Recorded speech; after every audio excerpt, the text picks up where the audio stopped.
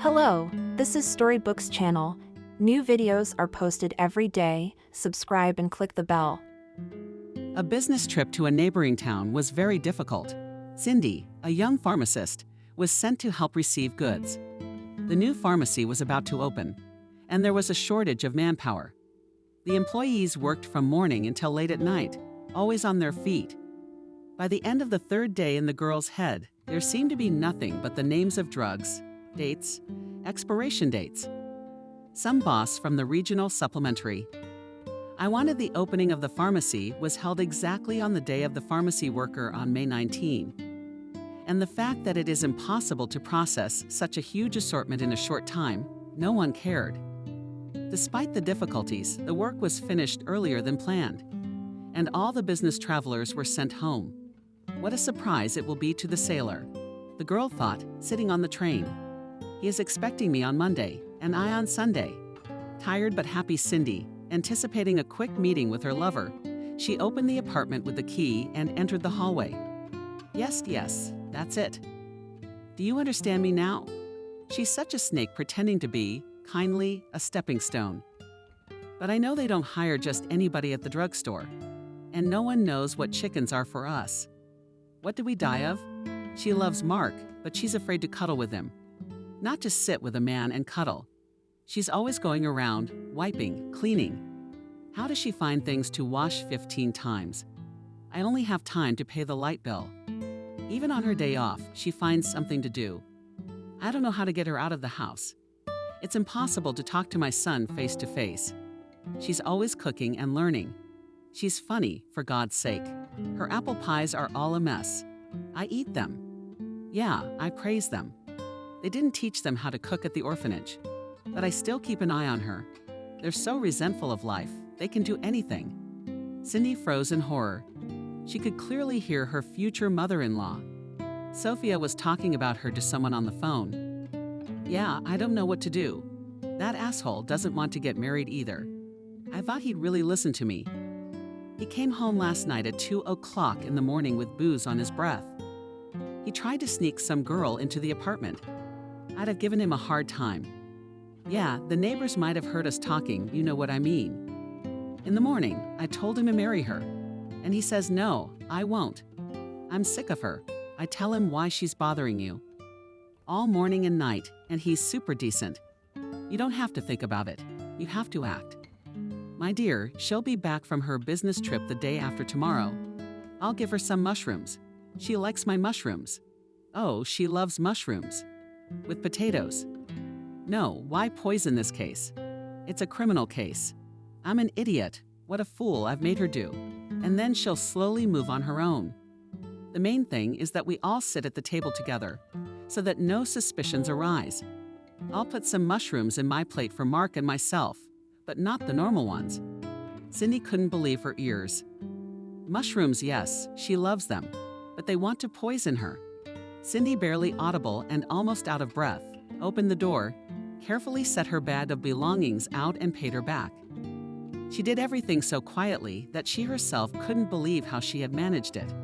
Her heart was pounding frantically and her legs were unsteady. Only when she jumped out of the driveway did she finally get her breath back, and with a quick step, holding her heavy bag, she hurried away from the house. Cindy walked 2 blocks before she gave herself a break. She sat down on the nearest bench and cried. Was this happening to her for real, or was it a dream? Mark tried to bring some girl home, not shy of her mother, and Sophia wants to poison her. For what? For trying to be a good wife and mom from morning till night. Things just don't work out. Is it because the orphanages are afraid that I'll be left without an apartment? I have my own apartment. I moved in with his mom for Mark. He's the one who has to work. I'm not the one who's too lazy to get up early. If you told him you don't like him, you'd have left. How come? Last week he called me his wife, and this week he's dragging women home without remorse. And his mother is so strange. She's talking about marriage, she won't shut her mouth. And now she wants to poison him. No matter how hard Cindy tried to find an explanation for everything she heard, nothing worked. In their 7 months together, Mark had never once seriously offended or humiliated Cindy. Yes, she had noticed that lately he had been very glum. But a man can't always be positive. He's got a tough job. He's a warehouse laborer for a big retail chain. And anyway, is family life always cloudless? Here the educators always told her to study, work, meet a serious man, be patient, do not have illusions. But these are all general phrases. And what kind of life can be, what should it be, when you meet such a person? No one along the line said. And sometimes Mark's strange behavior she took for granted. The girl had to endure a lot of things in the orphanage mockery of peers and older guys, when they called her gypsy for too rough appearance, indifference of others who did not give these childish pranks them a special meaning. But that was not what was most unbearable. The hardest thing was to get rid of the constant hope that she would someday be taken away from here, and she would not tell. The same verse for the 7th time. The woman would smile at her and show her what she could do. She would not be given a pretty dress. She would not be calmed. To give instructions to behave well and to be liked by someone. These girls are active and inquisitive by nature. I wanted to behave naturally, maybe somewhere to fool around, somewhere to laugh, but she was always told to behave decently, or they will think that you are a gypsy and no one will take you. Cindy did not rebel, but against the restrictions. She tried. She tried hard. She told poems well and counted examples. But for some reason, the girls were always taken by the others, the bright-eyed ones. It was a long time before she stopped living in a waiting mode. But the bitter realization that nothing would change still occasionally overtook her soul. One way or another, Cindy had learned, not without the help of outsiders. One must rely only on oneself. 3 years of arduous medical school studies passed. Cindy got a job in a pharmacy, a living, some kind of security. All this time she lived in a small apartment, received from the state. And now, it would seem, live as you wish. You are a free man now. But the girl remembered the director's stories about the fate of children from orphanages. The freedom that had fallen on their heads like a snowball. Not everyone could appreciate it. Some of them had made a brothel out of their housing, and some had lost it altogether, having taken the word of the swindlers that by selling the apartment in 5 years, under a special scheme, they could buy twice as much housing. Cindy showed good results in her studies, and apparently that is why many teachers and staff of the orphanage often instructed the girl on the way to the truth. They warned her against such cases. But it is impossible to live always according to one scheme, constantly beware of everything. There are periods in life when you just unbearably want warmth and tenderness. And then there comes a time when you want to give this tenderness to someone and share your homeless, not once lost stock of feelings and emotions. It so happened that when Cindy seriously thought about starting a family, she met Mark by chance and quickly decided that he was her destiny. At the beginning of their life together, they were doing very well and complemented each other like yin and yang. Reserved Cindy and cheerful and versatile Mark, blonde-haired and blue-eyed. But even not the appearance immediately conquered the girl. Already on the second date, Mark said that when they have children, he will love them very much and give them all his free time. After these words, Cindy, it seemed, did not need to say anything, still growing up without parental affection. She considered it a sign from above, and without hesitation, agreed to the guy's proposal to live together. Mark was not a mama's boy, but some things in their home Cindy could not understand. Sophia sometimes treated the 25-year-old guy like a child. She would pour tea for him, or bake pancakes for him early in the morning. The girl understood that it was pointless to compete with Sophia, but she seriously imagined herself as Mark's wife and tried to be caring and economic, as if she deserved the love of such a handsome man as Mark and winning the favor of his mother. One day, coming home after a hard shift at work, the girl sat down on the couch and just could not get up. Her legs were unbearably buzzing. Foolishly, she put on almost new and impossible shoes. Looking into the room, Sophia remarked caustically that the young wife could have been more careful. Dinner wasn't ready. Clothes couldn't wife. Trying to get up, Cindy toppled back onto the couch in surprise. Mark brought a basin of warm water and carefully and gently placed her feet in the water. Other than that, he forbade Cindy to get up from the couch until she rested. Here are girls dreaming of unearthly love, seething passionate emotions. Yes, it's nothing compared to the care of a loved one when you can't stand on your feet. And then everything falls into place again, and Mark no longer seems so cold and soulless. It's not the words that matter, it's the deeds. And the fact that he sits and plays computer games all evening is not such a great crime.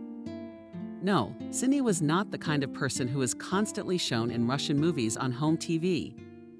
They are the kind of women who accept the blows of fate without complaint and somehow magically find happiness. It's just that the girl really wanted to find something she never had. And she was sure that patience and labor would bear fruit. The laughter of teenagers near the entrance interrupted Cindy's thoughts. She had been sitting on the bench for half an hour and couldn't think of what to do. The anxiety was gradually receding. The evening was warm, with an unobtrusive breeze blowing in her face. And yet everything was fine. Thank God they let me go early. How it would have ended if I don't even want to think about it. The girl wanted to get up, but suddenly the phone rang. It was Maria. Hi, Cindy. What are you doing home? Hi, I got home okay. I apologize for calling me so late. You know, I really need your help. What's up? Tell me what I can do. I will. You remember Sam? I told you about him. He's leaving for Dubai tomorrow, and he wants me to come with him. And Anna wouldn't let me do it on my own dime. She said in case Cindy asks for time off after the business trip. And there's no one to work. Wendy's not feeling well. I wish she hadn't gone on sick leave. You want me to work for you? Yeah, you heard me right. I really need to be with him. On this vacation, I've already bought 3 bathing suits and 4 dresses. You may think I'm an infantile fool, but Cindy, you're only 22. You're gonna get your love life together. I'm 33. I don't have to choose. I don't know what I want more, love, or to have a baby with a normal man. Probably both. Please help me. Please understand my situation. It's only 2 weeks. I'll even pay you personally, on top of what you're getting paid. Maria, I'll help you, but I have a very serious favor to ask of you too. A very serious favor. What kind of favor, tell me? How can I explain it to you? I don't have a place to live. Did you break up with Mark? No, it's not about him. I just need to sort something out. I'm asking you to let me stay with you for 2 weeks. I won't touch anything in your apartment, I promise. I won't bring anyone over, don't think. Okay, Cindy, we're talking like we're strangers. Put your feet up and come over here. I'm waiting. Cindy exhaled with relief and quickly walked towards the bus stop with Maria. Not that they were close friends, but they were very good to each other. Maria was older and wiser, and Cindy was younger and kinder. Anna, the pharmacy manager, often put them on the same shift, and just like that, between the colleagues began a friendly relationship. They could not grow into a strong friendship for one reason only. The orphanage past put a stamp of distrust on the girl. And in general, life showed that you should not tell people more about yourself than they need to know. But now Cindy understood, since she had asked to stay with her colleague. She was in for a few revelations. Hi there, what took you so long? Maria met a girl in a beautiful silk robe. Hi, I took the wrong bus. I forgot that the unit turns towards the sewage treatment plant. Well, get undressed. I've just put the kettle on. Let's have some tea. Cindy undressed and smelled baked goods in the house. Come in, sit down. The landlady sat down in the kitchen. Cindy, I know it's not nice of me to pry, but as your senior mentor, I have to know what you're hiding from someone. What if you were being chased by criminals? They tracked you down, they're gonna break into the apartment and kill us, and that's it. Cry my honeymoon nights in Dubai. Cindy laughed for the first time that night. No, Maria, there are no criminals. But I'm only here because a crime could have happened tonight. That the woman almost dropped the candy from his hand. Okay, Maria, calm down, sit down. I'm gonna explain everything to you right now. I just need to know that you're not gonna tell anyone good. No, Cindy, I won't. Anyway, Sophia, Mark's mom, tried to poison me. I mean, literally. I didn't tell anyone I was coming home early, so I thought I'd surprise her. So I did. I walk into the apartment, and with my own ears, I hear her on the phone telling her sister she wants to treat me to some special mushrooms. and she's gonna put some other non-poisonous ones in her plate for Mark and me. Here under the hatch, she has a bunch of sack jars, bunches, mushroom and caviar of all sorts. I don't know why I'm always drawn to mushrooms. I don't usually go for her pickles, but I eat mushrooms all the time. Well, I got that right. You're going to the police tomorrow and report a crime. No, I'm not going anywhere. I'll try to figure it out on my own. Olga, nowadays investigators don't have primitive methods. They can print out a phone conversation and nail the old woman for even intending to poison you. You're right as always. But there's one thing. Sophia, Mark's mom, who I live with. So you want to discount her as a future mother-in-law? And the fact that you could get poisoned and die, that's just a small thing. Cindy, shut up. I'm sorry, Cindy, just no love carrot should obstruct justice. I know from my own life experience, the problem has to be dealt with head-on. What if they don't give you mushrooms, but fried potatoes with rat poison? You like potatoes too, don't you? Cindy sat and stirred with a spoon, having already left the tea. Maria didn't calm down. I'm sorry, of course, that I'm here with my advice. I want to do what's best for you, so that you don't get hurt. Would a normal, loving guy take the side of a mom who's gonna poison his girlfriend? I think he would. Cindy said sadly, there can be many girls, but a mom is one, and he's her only son. Well, of course, if it's a picture son, he'll indulge his mom in everything. He'll make tea off your head and give you a drink, just to be sure. But I think you should understand, friend, people meet each other in trouble. Honestly, when I had you like, a loving husband, we had a great life. We went on vacations. I was young. And you're still pretty. Oh, thank you. So I was young, naive, and thought that they would love me till the grave forever. But then the unexpected happened to me, or rather pregnancy. I suffered, I had an operation, and everything seemed to end well. But then he lost interest in me all at once. I went to all the decent doctors in our city. They wrote me 10 papers that everything was fine, that I'd have kids. And he still looked at me like I was second-rate merchandise. You know the ending. And now, after all this time, I realize it was meant to be. There had to be a moment that set things right. I understand you, Maria, all Cindy. I'm boring you already. I feel at home, whatever you want. Eat whatever you want. Don't bring in the men. Maria laughed contagiously. Come on, just kidding. I know you all. I put you to sleep on the couch. In the morning, they went to the pharmacy to negotiate with the manager about working shifts. Cindy stayed at work, and Maria, having already folded a suitcase of things, went straight to the airport. It was still 6 hours before the flight. At work, Cindy got a call from Mark. The guy was sure that she was now in another city and was already waiting for her to come home tomorrow evening. Feeling jealous and resentful, Cindy thought of asking Mark straight in the forehead what he was doing in her absence. But the instinct of self-preservation prevented the girl from giving herself away. And Mark, strangely enough, was extremely calm when he heard that she had a work emergency. A breakdown at work, and she would be back only by the end of the next weekend. In the evening, arriving at Maria's apartment, Cindy studied how the local appliances worked, threw things in the laundry, and put the already cooked cutlets in the microwave to heat up. She was in foreign walls, but strangely felt very calm. It was paradoxically a good mood. Even in such a horrifying situation, it was understandable. No matter how hard Cindy tried, becoming her own person to Mark and Sophia was not working. After working in their apartment, it was rare to be able to really relax. The woman followed her around, not to chastise or lecture, but to find any excuse not to leave the girl alone in the house. The constant thought of whether Sophia Pavlovna would like it, how she cooked, cleaned, how she sat on the sofa, quietly soup left her brain. Cindy herself did not admit it to herself and kept to her internal attitude. Lots of people have a 100 times harder life than she did. Why should she change? At the same time, Mark felt very comfortable around his beloved mother and did not hesitate to behave the way he wanted.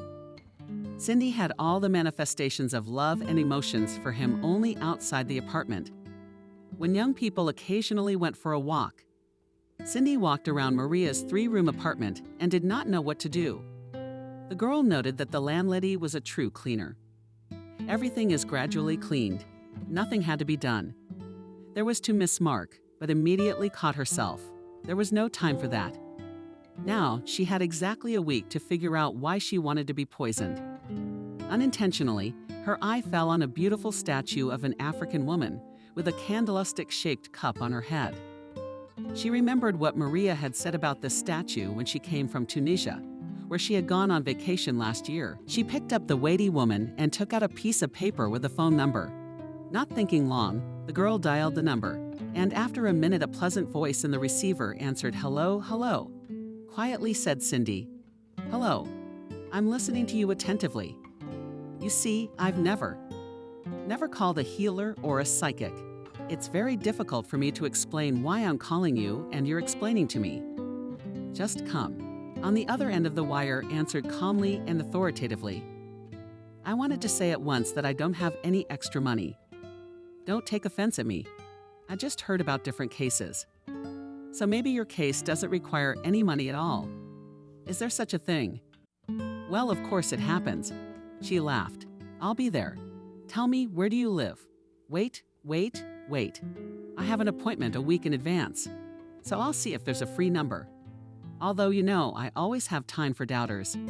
Come by tonight at 10 p.m. if you're not afraid to walk in the dark. Write down the address. I'll definitely come." Cindy hung up the phone and breathed a sigh of relief. The clock showed 8. We had to hurry. I'd never heard of a street like that in our town. I'd have to look it up on a map. Where is it? It was exactly 9:45. The girl stood hesitantly outside a large red brick mansion. The mansion near the house was enclosed by a high fence and looked quite intimidating. The streetlights were already on and the house number could be seen without much difficulty. Cindy's heart was pounding hard. Why had she come here? What was behind that fence? What if there are crooks? What under the guise of good fortune tellers, or even worse, pimps? And in general, it is not a good thing to go to all sorts of magicians. Sin of doubt overcame the girl not on a joke. She had already taken a few steps back, but immediately stopped. If I found this piece of paper by accident, it means that it was not just for nothing. Fears, all my life, I'm sick of fears. I can't go on living in ignorance like this, so let someone help me. Cindy confidently pressed the intercom bell. Out of the corner of her eye, noticing the camera, which was looking directly at her, the weighty iron door of the gate fell away, and the girl saw an elderly man of pleasant appearance in front of her. Hello, ma'am. Cindy is waiting for you. Follow me." Cindy walked along the paved and large stone path and cautiously looked around. In the courtyard, plants unfamiliar to her were in full green, and from far away came the delicate smell of blossoming apple trees. What a beauty! Probably the one who takes care of such a garden, by definition, cannot be a bad person. The girl's mind flashed. Wait here. The man left Cindy in the spacious hall and left. Before she could look around, a maid came to her and invited her to the nearest room. Cindy sat down on the soft orange couches and began to look around the room. It was all too modern. No heavy parterres, bulky furniture, or dangling chandeliers. Lush orange curtains to match the color of the sofa and chairs. Chocolate-colored walls, glass coffee table. It was the first time Cindy had seen such a trendy interior. But she was especially struck by the crystal vase with oranges and tangerines on the low wooden side table between the armchairs. "Would you like an orange?" The voice of a woman in a silk robe seemed to come out of nowhere. "Ah, hello, I'm just very pretty here. I've never seen everything color-coded like this, even the fruit." Cindy sunk her gaze to the floor. "Yes, my late husband loved to snack on chocolate, cognac. But the chocolate had to have a citrus note." The woman looked at the girl with a smile, and without embarrassment, it was so. "I have not forgotten the purpose of your visit. My name is Betty, by the way." "No, I'm not embarrassed. It's just that Cindy gave me a look. You were expecting a little different decor." Yeah, crystal ball, candles, all kinds of magical paraphernalia." The woman paced back and forth, and her chocolate robe fluttered with every movement of her hostess. "No, I don't need this. To tell a man what he needs." I just need to hear him and look him in the eye. Cindy took the statue by the waist to get a better look. Suddenly, a small rolled-up piece of paper fell from under the statuette. Cindy bent over to pick it up and unfolded it. On the piece of paper was written a phone number and the phrase, "Betty will solve any problems." Oh, how trivial. Cindy Betty didn't hold back. We'll solve your problems and get rid of the extra money. It's a miracle. That's what I'm talking about. The girl shoved the paper back under the statue and went out onto the balcony. The balcony was not behind glass, and the view from the 12th floor was amazing. No high-rise buildings, window to window, only space and freedom. A large, cozy yard with garages and a playground smoothly flowed into the park. It was laid out quite recently. The neighborhood was a new zoo. After all, the bank of the river was changing, and on the opposite bank darker, whether not yet inhabited new buildings with rare lights of windows, a little bit to sink. Cindy decided to go to bed, no matter how hard she tried. The plan to figure out the strange circumstances in her head was still not coming together. The next day at work went as usual. Customer service and slanted glances, the head of the office. On the contrary, it seems that a pharmacist is free to work as he wants. In fact, trade is trade. And in the next yard opened a pharmacy, a competitor. And it was necessary at all costs to keep the customers of old ladies from neighboring houses. Anna clearly kept her hand on the pulse, so that the staff first of all advised expensive drugs. They told about cheap analogs of expensive drugs to the customers. But Cindy's born honesty kept her from doing so, which are strictly prescribed in the prescription. The other was simply to give good professional advice. When, for example, an old grandmother asks for ointment for back pain, and she does not have a lot of money. In these cases, Cindy simply has no moral right to offer her an expensive ointment, when there is exactly the same one with the same quality of active ingredient, only cheaper. Such liberty constantly annoyed the superintendent. After all, their pharmacy chain was private, and both salaries and bonuses depended on the sales plan. But all this was nothing compared to the feeling Cindy had when customers thanked her for her help and told her that the ointment or pills had worked well, helping everyone who came to the pharmacy with their physical and mental pain. Cindy felt a great relief, as if she had helped her own mother or grandmother. And the customers, in turn, also shared with the girl kindness and warmth of heart. Once during a break, Anna told Cindy to come to her office for a conversation. The girl thought that they wanted to blame her again for the low sales of imported vitamins and cough syrup. She didn't expect the conversation to be about something else entirely. The manager thanked Cindy for her hard work and help in opening the new pharmacy and informed her that she had found a worthy replacement for her, and not just any pharmacist, but a pharmacy technician. Today, she can finish her last day of work and look for another job. The new employee starts tomorrow, and Cindy will be fired without any problems. All attempts to have a nice talk with Anna came to nothing. The woman was adamant that complacency is not welcome in their line of work. And the plan is the plan. How can this be? I'm a good employee, and I was thrown out like a dog. Cindy walked down the street from work and mentally tormented herself. I tried for people, and who else would I try for? And sales were good. And a lot of people came to us. The girl felt sorry for herself. It was like something broke inside. Okay, Sophia and Mark, I never became for them. But work is my mainstay in life, my vocation. How could it be that I even lost it? Cindy came into the apartment and sat at the banquet. That's kind of weird. I wanted to solve one problem, and I got a whole bunch of problems. I can solve anything. Cindy repeated this phrase and came closer and closer to the African statuette. It's simple. The woman sat down next to Cindy. You know, Betty, I don't feel comfortable talking about this, but let's talk about payment right away. How much will you charge for your services? Listen, how's Cindy? Look, Helen, I won't charge you yet, but not because I don't need it. Or I'm doing charity work, I just see that you need it more right now. And when things are going well, then you can bring me some. When things are good?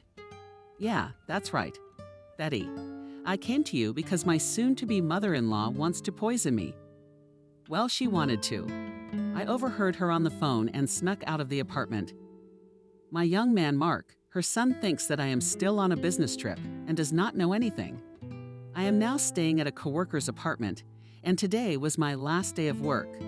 I've been fired from my job. I'm Cindy the pharmacist. It's good. It's very good that all this happened to you just fine." The girl looked at Suzanne in surprise and froze in mute question. There is a proverb, if it were not for luck, but misfortune helped. And this is just your case. Mark is not your man at all, and you should not suffer and kill yourself over it. But I love him. I wanted to start a family with him. Sweet girl, it's normal at your age. Putting people on a pedestal, and none of us are immune to mistakes and disappointments.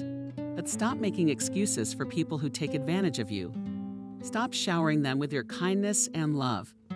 Do you need to concentrate on other things right now, on finding a new job? Cindy asked quietly. No, don't worry about work. What's important for you now is to find your mother. You will help her, and she will help you. The main thing is not to mind her help. The girl sat still. What she had stopped thinking about for years was a pipe dream. Now was so close and sounded so true that all other questions for Cindy simply ceased to exist. My mom's alive. I'm begging you, Betty, don't joke around. Don't do that to me. You just turned my soul inside out. I can't bear it if it's a lie. It's the truth. Your mother's alive. I can feel it. I can't tell you where she is, but she's not very far from here. How do I find her? Right now you need to go, not to find your mother, but to find your brother. He knows exactly where she is. I see that your little brother is incarcerated, but not in prison, but not far from where you work.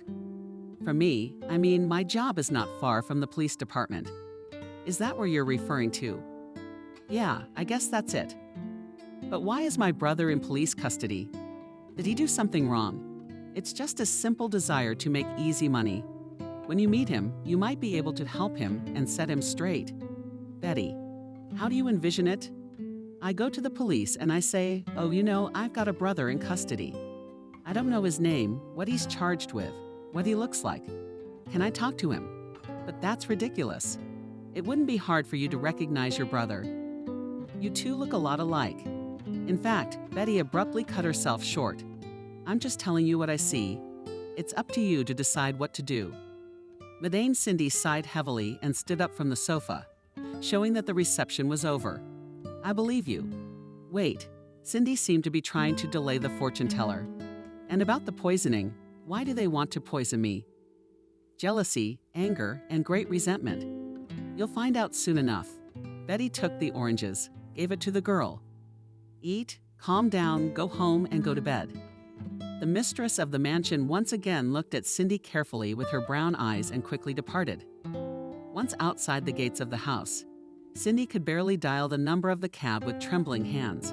She didn't know where to put the unwanted orange. The girl began to peel the fruit with all her might, all around for a splash of juice.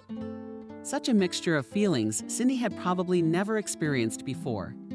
The feeling of euphoria and happiness from what she heard was replaced by heartbreak.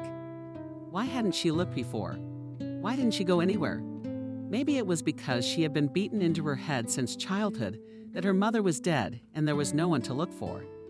Did the people around the girl know the true state of affairs, or did they deliberately want to protect Cindy from unnecessary worry and suffering? How could she believe them? Why had there never been a similar circumstance with poisoning? She wouldn't even have had the thought that it was possible to address to the director of the orphanage, to the archives, to the passport office. There's lots of other places. Yeah, even people like Betty. The feeling of resentment at herself and dissatisfaction with the reception, which gave hope and more questions, turned into a severe headache. Arriving at the apartment, Cindy immediately popped a pill and fell into a dream. The next morning was no less interesting than yesterday. No sooner had the girl woken up and picked up her phone than she saw 8 missed calls. Anna Cindy had set the phone on silent and silent mode since the evening so that no one would disturb her while she was at Madame Cindy's. Without hesitation, she immediately dialed the superintendent's number. Anna, hello. What's wrong? I haven't turned in some reports. The girl's voice sounded confident and even rude. Cindy, I'm sorry to bother you. It's just the new employee quit. She got scared, I guess. We've had a non-stop incident. It's a long explanation. Could you come to work?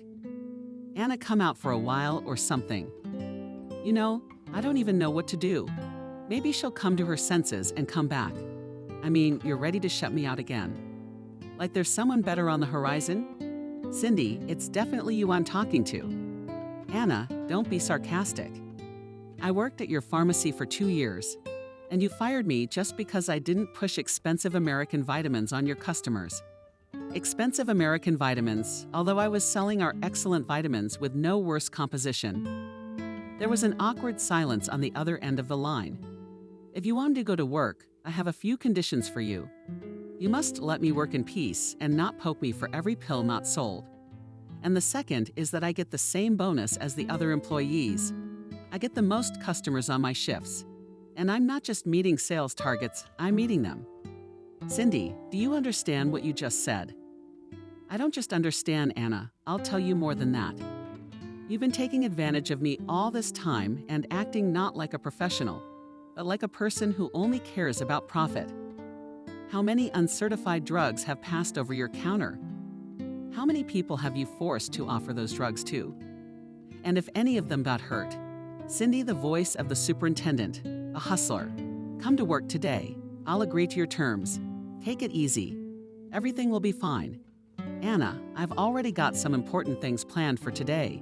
But tomorrow, I'll be able to go on the second shift. Would you be so kind as to have the paperwork done by the time I get there so I can get to work right away? Okay, Cindy. We'll be waiting for you. Cindy put the cell phone on the nightstand and sat on the bed dumbfounded by her boldness and non-toxicity. So that's how it works, not being nice to everyone all the time. Maybe Betty is right about swinging her kindness at everyone, though I won't jump to conclusions. My restraint has at least saved my life. But being braver is definitely something to be brave about. An hour later, Cindy was at the police station near the pharmacy where she worked. Hello. Cindy walked up to the front desk window and leaned in. I'm sorry, my request will seem very strange to you, but I've been told that I have a relative detained here. A young guy, I don't know his name, but he looks a lot like me. The officer on duty looked at Cindy with undisguised suspicion and asked for a passport. Here you are. The girl quickly handed over the documents. The policeman approached a second officer sitting nearby. They both looked at Cindy carefully, then at her passport and looked at each other. Wait a few minutes, sit down over there, said the officer on duty and started to call someone on the phone. 5 minutes later, a man with 5 stars on his epaulettes approached Cindy. Hello, you're Cindy. Hello, yes. I'm senior investigator of the investigation department of the police department, Police Captain David. I was given your request to see a detainee, allegedly your brother. I'd like to tell you that it's not possible at the moment. We can't let you see him because you don't have proof of kinship, and only relatives or lawyers are allowed to visit. But how is it? What is he accused of that I can't talk to him? I'm sure he's my little brother, and he's innocent. But I can't prove our relationship right now because I just found out yesterday that I have a brother. Tell me, where do you work at this time? What is your marital status and where do you live? Why do you think this young man is your brother? I worked for 2 years in a pharmacy just around the corner here. Cindy pointed to the right. I live with a young man and his mom. Yesterday I was fired from my job, and today I got a call asking me to come back. Why were you fired? I think I was fired because I didn't want to force people to buy unnecessary drugs. I'm on good terms with my coworkers, and they can back me up on that. I see. Your supervisor and your roommate can corroborate these facts? Yes, of course. Of course, they can confirm everything. Tell me what my brother is charged with. Your so-called brother is charged with illegally forging a prescription for a serious psychotropic drug. In this case, it was a powerful antidepressant. It happened at your pharmacy. The new employee who just started yesterday was very professional. She told this young man that the medication had just arrived and that he needed to be in the pharmacy for 10 to 15 minutes so that he could buy it back, while the guy was waiting and our officers managed to drive up to the pharmacy and detain him. I'm gonna ask you straight out. You assisted your brother in this matter. Me what? Yes. How could you think I would go against the law? I'm well aware of the risks involved in such things. In fact, if I wanted, as you say, to help my brother, would I send him to a woman I didn't know to set him up like that? Would I take the time to serve him myself and not call the police? Well, I don't know. Maybe you could have helped your brother if you hadn't been so hastily fired. And besides, you have cameras in your pharmacy. You'd be exposing yourself and shining a light on your own. And who knows? What if you provoked your own termination? I didn't help my brother. I have no reason to lie to you. You sounded insistent and firm. Yes, we have cameras, but every such medication is recorded in a special log, and the pharmacy staff takes the prescription.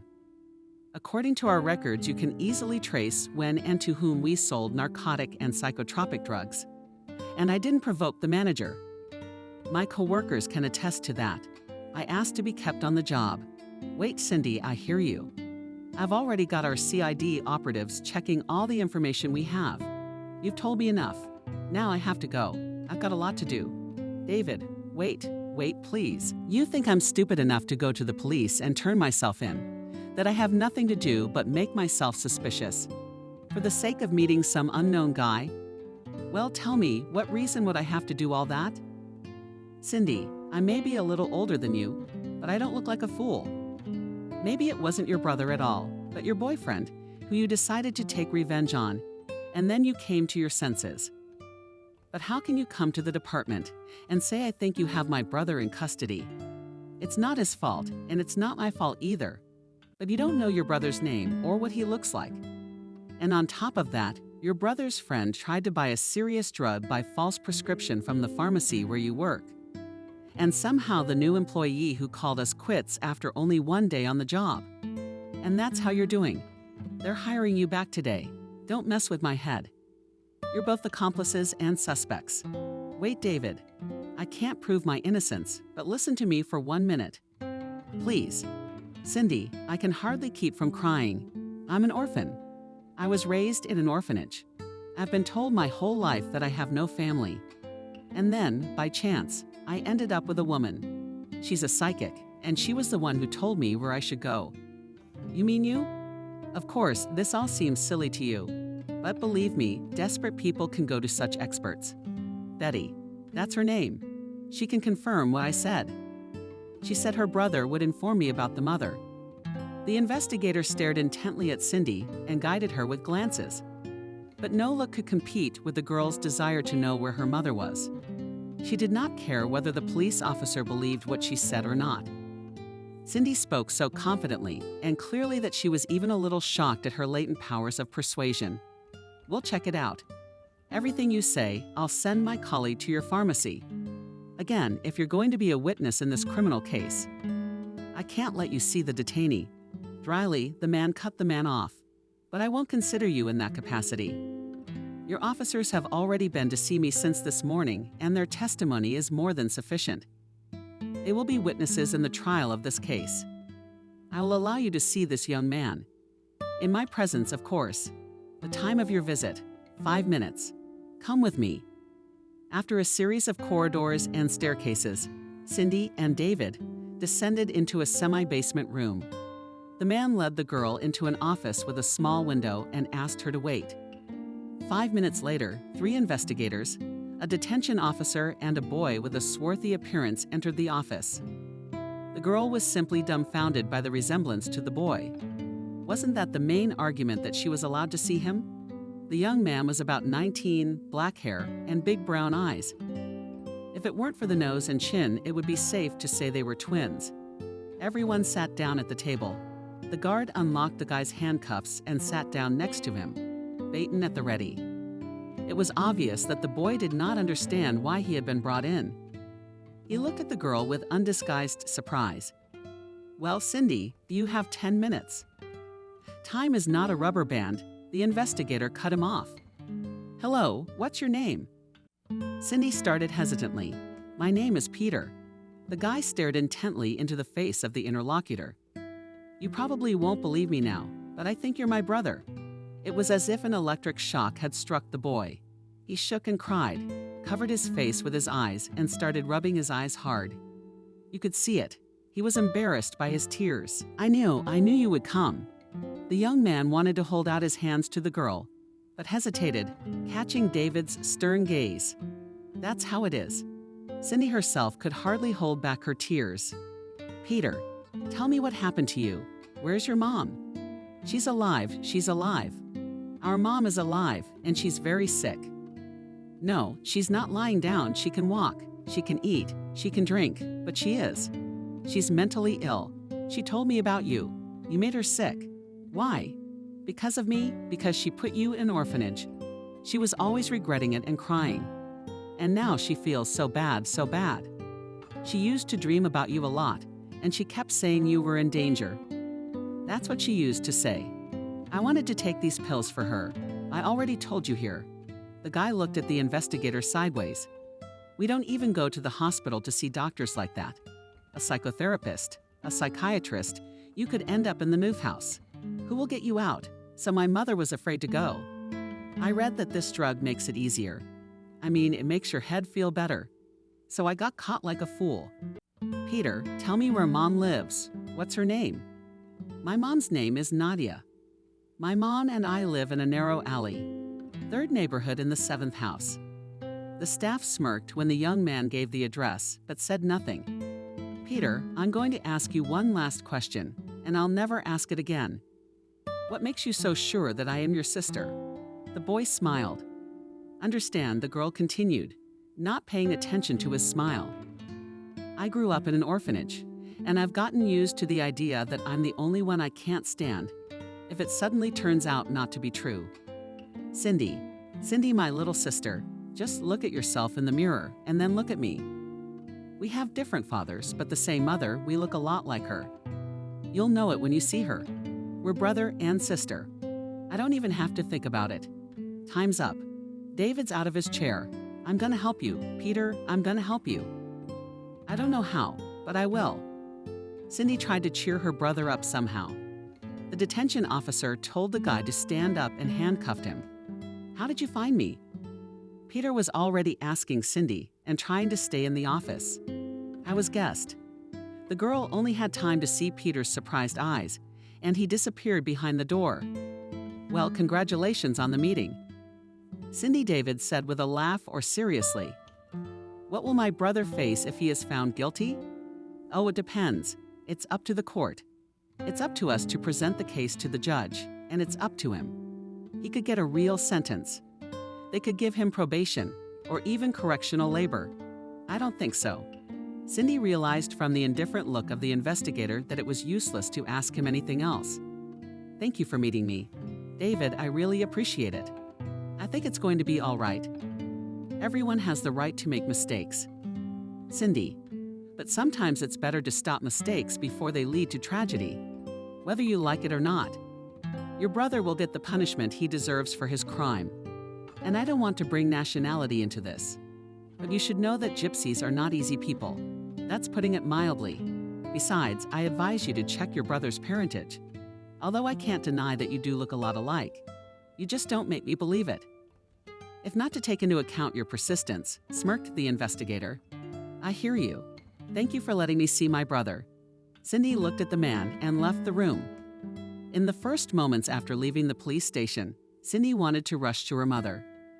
She wanted to run, to fly, to look into her eyes, but for some reason she stopped and cried. The avalanche of emotions of the past hour literally and figuratively knocked her down. Realizing that it was not a good idea to cry under the cameras, near such a specific place, Cindy put on dark glasses and quickly went to a good part of the nearest park. The girl sat down on the farthest bench so that, God forbid, she wouldn't be seen by anyone she knew. No, she didn't sit down to once again question what her brother had said or what Betty had predicted. A sudden flood of memories came over Cindy. All that bitterness of understatement unloved. Already seemingly buried in the most hidden corners of her soul suddenly broke free and began to frantically remind her of herself, how she would have acted if she found out her mom was alive when she was 7 years old. So would she run to her mom now as if to hug and cry about her life, about how her Russian language notebook was hidden by her classmates and she got an F just like her friend? How one day she refused to be friends with her because Cindy wouldn't let her wear her dress. Or how one day she went up to her teacher and childishly wanted to hug her. And then she told Cindy not to. Go away later, thank you. You're welcome. Thank you for what? For not having to get used to love and affection. For always having to hold in all the resentment, anger, joy, opinions. How has that helped her in life? I live in a coworker's apartment, hiding from my roommate and his mother, who wants to poison me. That's what she was driven to by her blind desire to be loved, needed, not to be alone. Oh, how I've missed your embrace. Mom, how I missed you. What would have happened to me if you had been there? What would have been my fate? Maybe I'd be like my brother in the police station waiting for my trial, or maybe I'd be on my hands. Or maybe I would have become a good doctor or teacher. Or maybe no, I wouldn't. I'm not going to think about what could have been and torture myself. I will think how hard it is for that boy, whose mom buys medicines for a huge amount of money. How hard it must be for the grown girl who, after the wrong treatment, now can't sit up or walk. How hard it must be for the mom who has suffered all these years. No, I'm not going to tell my mom all my grievances. I won't tell her why she left me, why she didn't take me away. I don't know all the reasons, forcing her to do such a thing. It's a good thing she's even alive. Thought about it. Cindy got up from the bench and walked to the bus stop. The neighborhood Peter had named for her was completely unfamiliar to the girl. But she knew from the staff that many gypsies lived there. Paradoxically, despite her own almost gypsy appearance, Cindy did not even closely identify herself with these people. Nor, indeed, had she ever encountered them. Moreover, she unconsciously tried to prove to others that there was nothing gypsy about her. She dressed modestly and discreetly, often tucked in her curls, never had any conflicts with anyone. Yeah, and she had such a serious job. All this left no one even a chance to think that the girl could be of gypsy roots. Finally, reaching the right place, Cindy saw almost exactly what I expected to see. A small wooden house, once solid, but seriously touched by time. It was enclosed by a high iron fence. The girl pushed the wicket door, but it was locked. She knocked. Once, twice, a third time. No one came out, and just as she was about to get worried, she heard a voice behind her. Who do you want? Cindy turned around and saw a woman about 45 years old. I need to see my mom Vanessa. The woman's face changed and she stood stiffly. Cindy's daughter. Cindy looked at her mother and could not believe what was happening. This is still a very young and beautiful woman. Mom, hi, it's me. A woman ran up to Cindy and hugged her. Cindy, my darling daughter, how beautiful you have grown. The woman gently stroked Cindy's face with her hand. Forgive me for putting you in someone else's hands. I'm sorry. A flood of tears gushed from the girl's eyes. But they were not tears of sadness or resentment, as they had been on the bench. They were tears of joy, happiness, the realization that here she is, her mother, her own native, albeit such a stranger. Mom, how glad I am that I found you. How I missed you all these years. Daughter, I'm sorry. Mom, I'm not offended. The main thing is that we met. The main thing is that I found you in a hug. They went into the house. Vanessa began to manage and all apologized for the mess. Then put the kettle on the stove, then tried to find something for tea. Cindy could see how worried her mother was, how embarrassed she was in front of her for not having anything for tea, and the house not quite cleaned up. The girl took her hands and held them close to her. Don't worry, Mom, don't worry. Vanessa guiltily lowered her eyes and again began to repeat, sorry, daughter. When they finally sat down at the table, Vanessa calmed down a little and said, Cindy, I felt you would find me. I believed that you and I would meet soon, but I felt something else. I didn't want to tell you this right now, but I won't rest. If I don't tell you, someone wants to hurt you very badly. The person who lives next to you hates you. Tell me, my daughter, who do you live with now? The girl told her mother about herself, about Mark, about her work, about her life in the local orphanage. Cindy did not tell her about any childhood offenses or the fact that Sophia wanted to poison her. She remembered what Peter had said about her mother being in a lot of pain over the past few years. if she needed such strong antidepressants. She didn't want to get into tears and explanations about it. Now it was necessary to think how to help Peter. And she would somehow get out of her own problems after today's crazy day of talking to the superintendent, to the inquisitive investigator, and finally, the long-awaited meeting with her mother. All other problems did not seem as insoluble to Cindy as before. The girl gently asked her mother about the pills that Peter was trying to get for her illegally at the pharmacy. Vanessa answered not at once, but sighed bitterly. She said, "I don't treat myself with such pills." "Daughter, the police already asked me." I said I lost the prescription my doctor gave me. "So you're doing great, Mom," Cindy said. I was getting upset because it was a very serious drug. "Please don't tell anyone about this under any circumstances." I hid it from everyone. Peter and I moved here a year ago. Before that, we lived in a village 590 kilometers from our town. As soon as we came here, Peter was out of control. He was rude. He started disappearing with some guys in the evenings. I got in touch with them and got him as the youngest. That's how to make some money. They say you're a real gypsy. You have a port hand. And he fell for their tales. Vanessa cried. But it's my own fault. It's my own fault. No job. I have a normal one. That's how I get interrupted with guessing at someone I don't spin. Like my sisters. I can't take a lot of money from people. They come to me with their own problems and troubles. How can I fool them? If I know what it's like. I can't see the light of day from grief. Mom, why did you and Peter move here?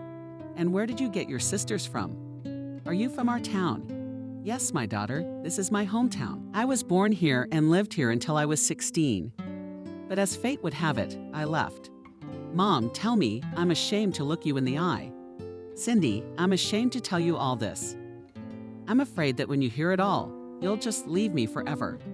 The mother took her daughter's hand, kissed it, and squeezed it tightly in her own hand. Well then, pour yourself some more tea.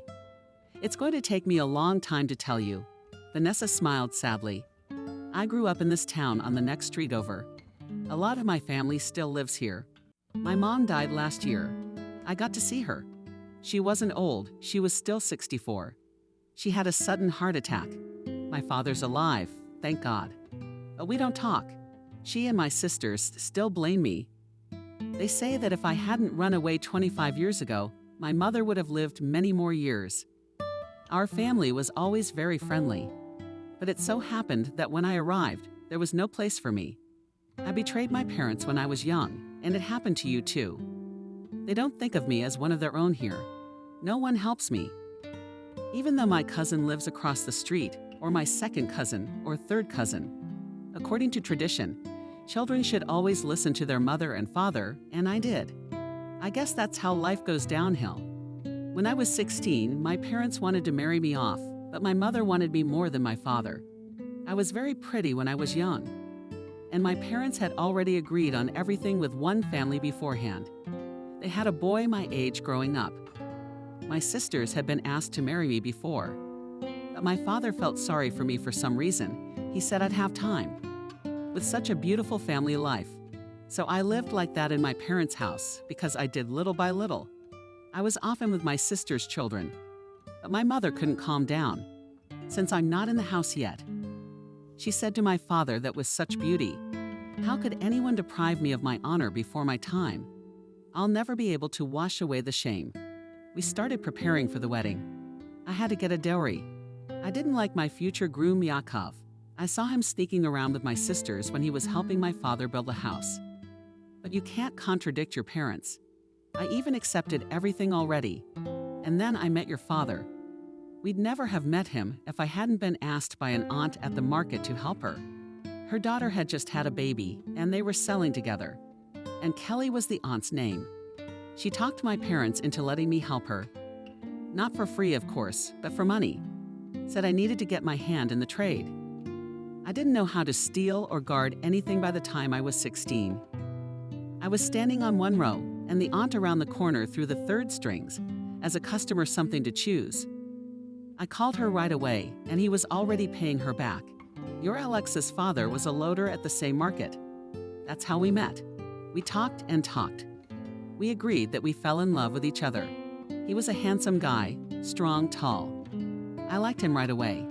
And the fact that he was irresponsible, as it turned out later, I didn't care about that.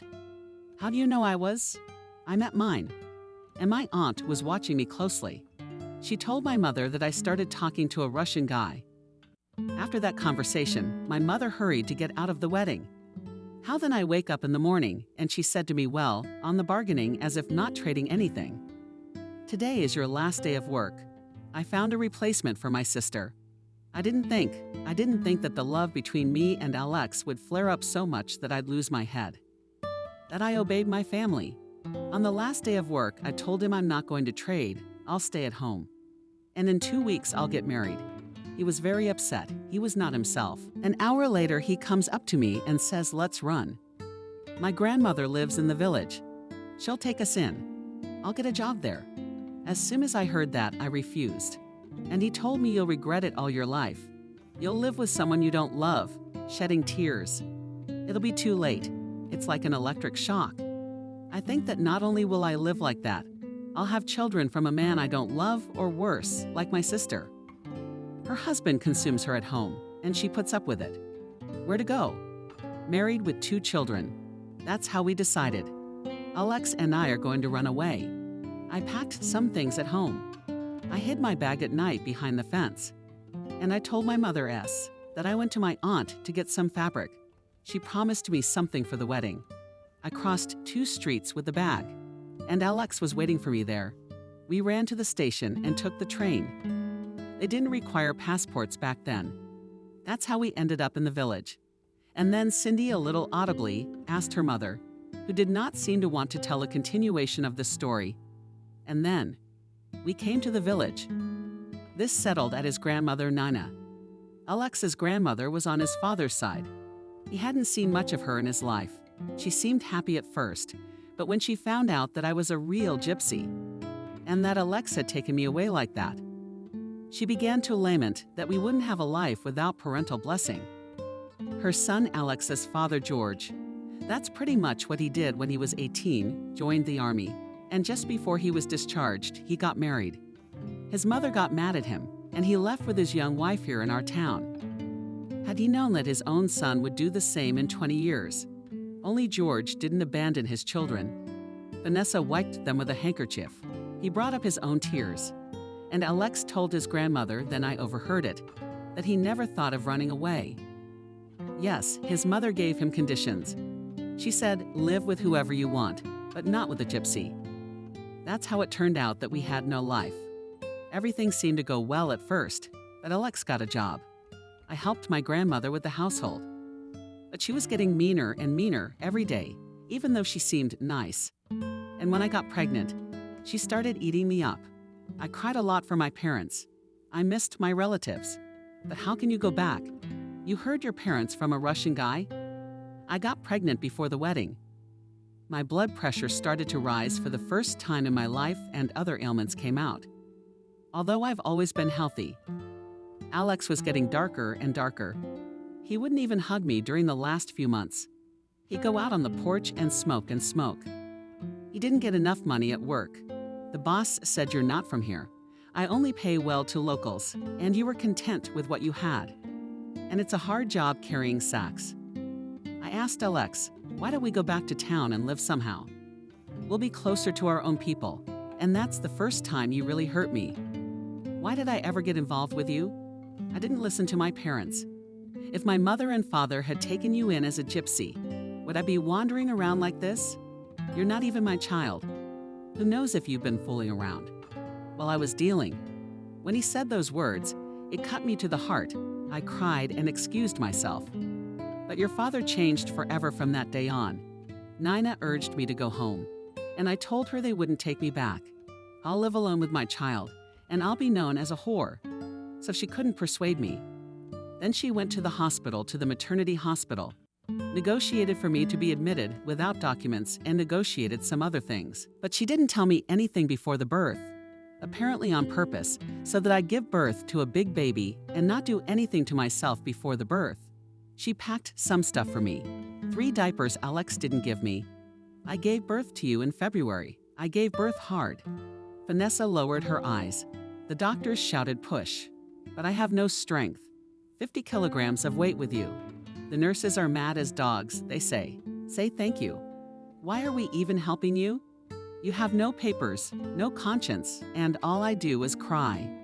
I think I'd like to give birth to a healthy baby. That's how you, my daughter, appeared at 7:00 a.m. And I have no family, no documents. What should I do? I gave birth to you on February 16. We didn't have cell phones back then. We had regular ones. I call Nina, and no one at home answers the phone. I wanted Alex to tell them you were born. You were so quiet at first, but on the second day you started screaming. The doctors say you're hungry, and I don't have enough milk. And what kind of milk can you get from such a disorder? 2 days later, I'm discharged, and I haven't heard from anyone. How do I get home? I don't know. I went to the nurse. I told her you know my mother-in-law, Nina. She worked at your hospital until she retired. Tell her I gave birth to a baby girl and I can go home now. And this woman stood in front of me and said loudly, "Did you come down from the moon or not? I don't need you. No, I don't need you." I cried and told her, why does she say such things to me? I gave birth to such a beautiful girl. You, when were you born? Her eyes weren't brown. They were blue and your hair was light brown. I even thought you looked like your father the first time I saw you. And the nurse says to me, "Didn't Alex tell you that he's going home to his parents? And Nina, don't call anyone mother-in-law anymore. You're her and no one can call you anything. And you've done magic on a young boy and you think it's all in the bag. Stay in your room and keep your head down." I rushed into the room, put you on the bed, kissed you, and jumped up on the windowsill. You wanted to throw yourself out of the window. A nice woman grabbed me by the legs. She said, "Where are you going to leave your daughter an orphan?" So she stopped me. I didn't jump. It just all came at once and there was no one to help me. I didn't expect Alex to be so mean. I thought he'd see you and everything would work out. And he did this to me. I was lying in the ward crying. And then a woman in a white coat came up to me, a nice woman. And she talked to me for over an hour, asking me who the child's father was, where I lived, how I got here. I told her everything as it was. And she suggested I put you in an orphanage. Cindy asked quietly. "No, my daughter, no." She suggested that I give you to another family, to give you up. Vanessa cried again. I didn't want to, my dear, and I didn't want to leave you like that. But I knew I had nowhere else to go, and I was very afraid of my parents. This woman assured me that you would live in a good family, you would not need anything, everything would be fine. I didn't know you'd end up in an orphanage. God knows I didn't know. Maybe someone did take me into a family. Since you say my hair wasn't black at first and my eyes were dark blue. And then they saw that my genes were taking their toll, that I was black, and they probably gave me to an orphanage right away. Cindy sat up to her mother and hugged her, though who knows what those people had in mind. The woman told me not to look for you. She told me not to hurt your fate. She promised me that you'd be fine, that you'd live somewhere else, that you wouldn't be kicked out, that you'd have a loving family, they would take care of you. That's how I gave you away, hoping that your life would be better than mine. Vanessa covered her face with her hand and was silent. And then how did your fate turn out, Mom? And then what happened? I left the hospital alone without you, without any documents. I came on foot to my grandmother, Alex, and asked her to leave me to live a little, until I found another place to live. She didn't say anything, didn't ask where the kid was. She just didn't say anything. But she made it clear that I could stay with her for a while. I laid there for a week crying. And then I went to the woman at the hospital who talked me into giving you up. I asked her for help. When she saw me, she hissed. She said, "Get out of here so I don't see you again." And I'm Maria. I had nothing to lose. I told her to help me with my job. Or will I come to you every day? She told me to come back tomorrow, as if she'd help me.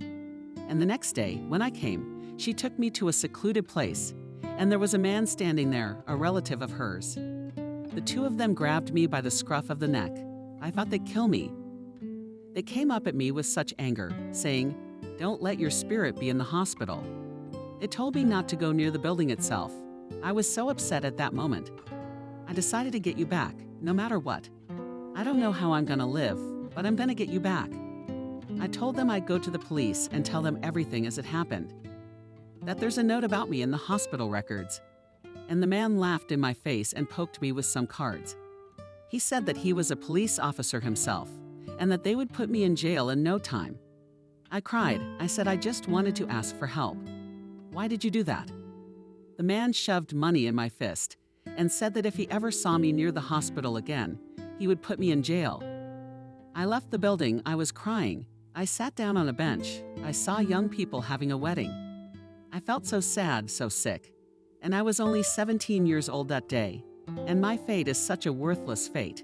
I went back to Nina's house, told her everything. I showed her the money and asked her what to do now.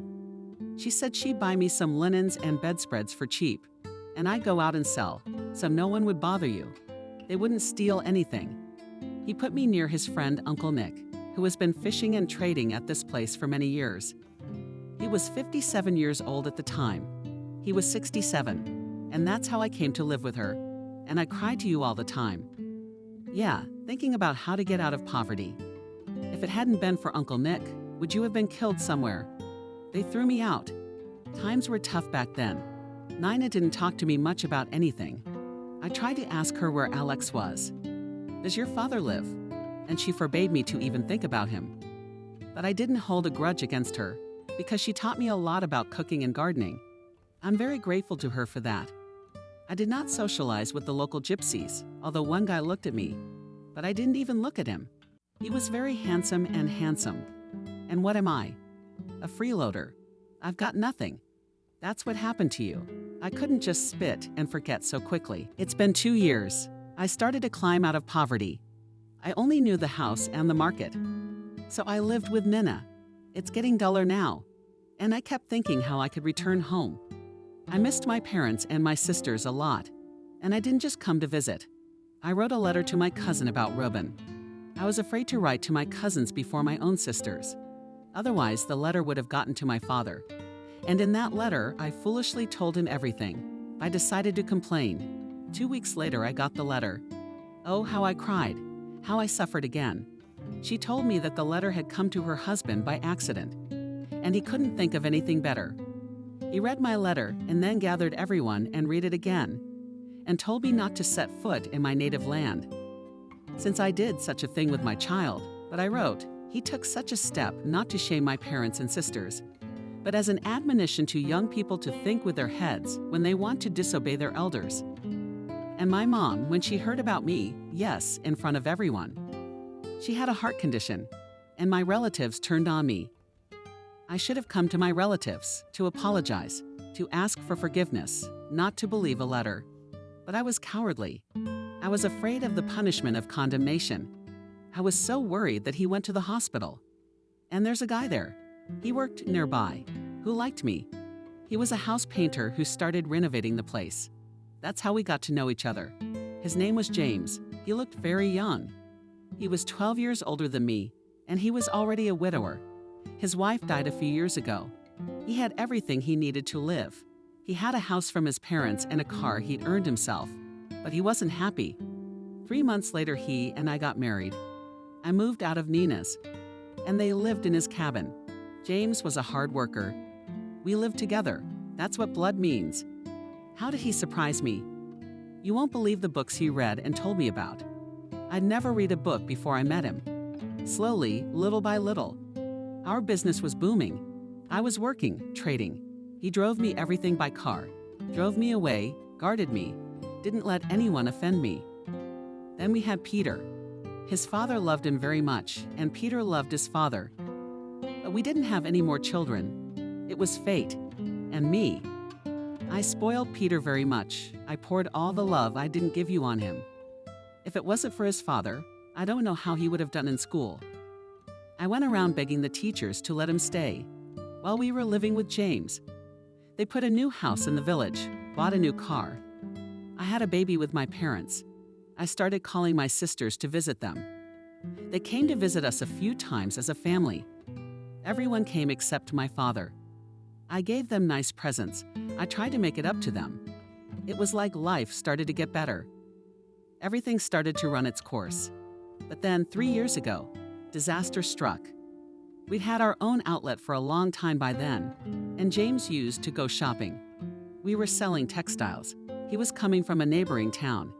And then he fell asleep or something happened to him and drove into the oncoming traffic and collided head-on with another car. I couldn't say a word for 2 days after I found out. I couldn't stop crying. My relatives came to the funeral, and his relatives came, sisters, cousins. They started accusing me of ruining him with my trade. I had to travel all the time. I barely managed to keep up with them. Maybe they were jealous that James had made all his property on me, and as he felt, he said, "Let me draw up all the documents for you." That's why his relatives started visiting me. I'd organized the funeral myself. I had to take a big loan at high interest to make everything honorable. Peter couldn't believe his father was gone. I thought he'd help me later, but he wouldn't let me. He says, "You've been dealing with your father all your life. I grew up on my own. I don't want to mess with your stuff. That's the way it is." After James died, it was a mess. Tax audits started coming in one after another. I couldn't pay them off. And after one, they wanted to put me in jail. Alleged bribery. I sold my car and garage to pay off my debts. Then we started to sell the goods slowly. I could have hired a man to help me. But after all that grief, I just gave up. I didn't want to do anything. I resisted everything. Peter here finished school at 18. He stayed for a second year once, and 2 weeks later, he received a summons to the army. I went to one friend and another. Nobody wants to help. What's the army for him? He's had gastritis since childhood. And he's unprepared. He's neither athletic nor strong. I got up courage. I went to the military officer. I said, "I have one only son. Why are you sending him to the army?" And he told me, "You're not an invalid and you can support yourself. You've got a registered shop. So your son, like all normal guys, is subject to conscription." I think not. I don't want my son to be bullied in the army. But what kind of gypsy is a soldier? I lost you. I didn't want to lose Peter too. I found a man in a neighboring town who could help me. But he asked me for such a large sum of money that I had nowhere to go. Peter, when he heard that I needed so much, he immediately decided to serve. She says, "Don't sell the house, Mom." What am I supposed to do? Why do I need this house without my son? We packed up the house in 2 days, took it to the garage, and sold it in 2 weeks. I lowered the price and hired an agent to help with the paperwork. Sami all this time at a friend lived at home. Everything was resolved in the end from the army. They didn't take Peter. With the money left from our huge house, the only thing we could buy here was this. You can see for yourself, what a dwelling. Vanessa looked around the room. Peter didn't want to leave the village. He blames me now. He says that nothing would have happened to him if we had stayed in our native village. And the fact that I sold my last house to keep him out of the army, he doesn't appreciate it, doesn't understand it.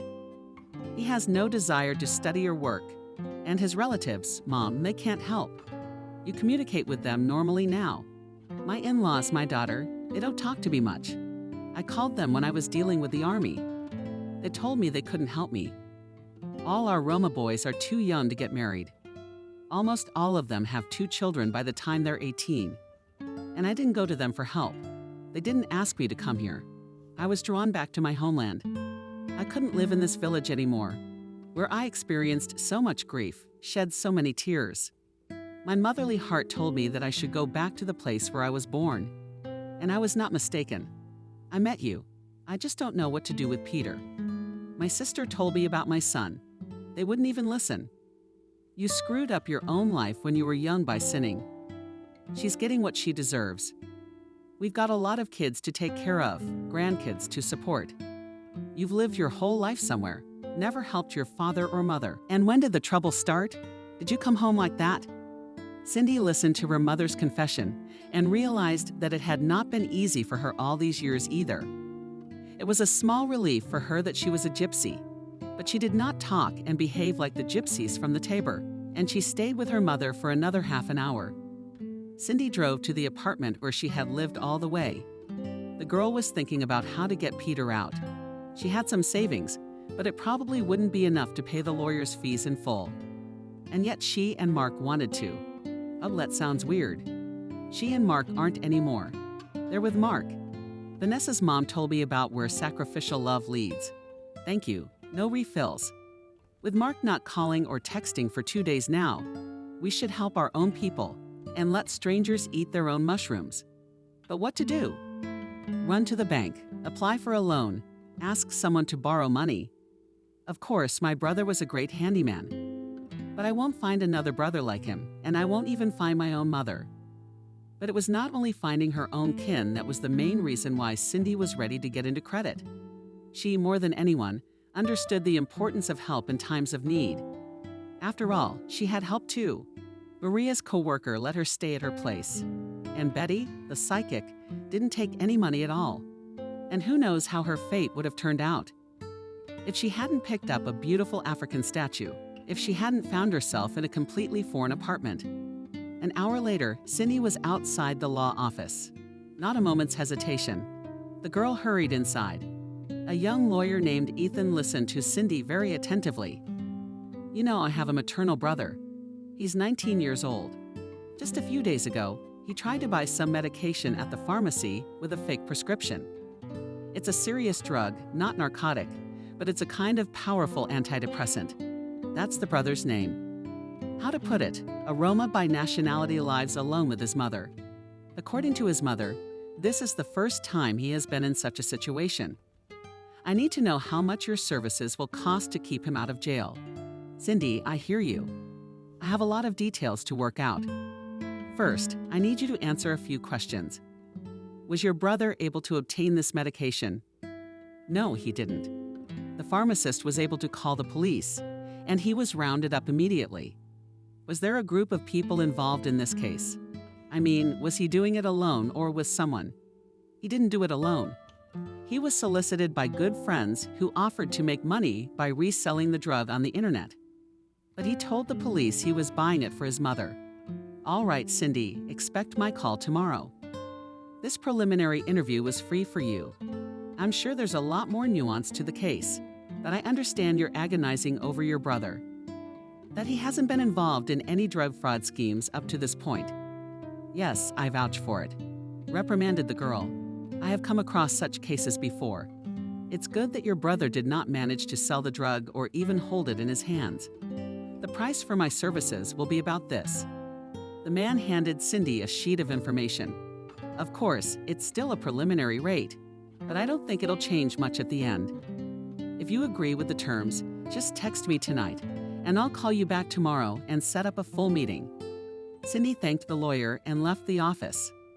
Getting to Maria's apartment, the girl studied in detail the rates and all the other ticklish moments. Yes, she didn't have that much money. After she and Mark started living together, Cindy rented out her small apartment on the outskirts of the city.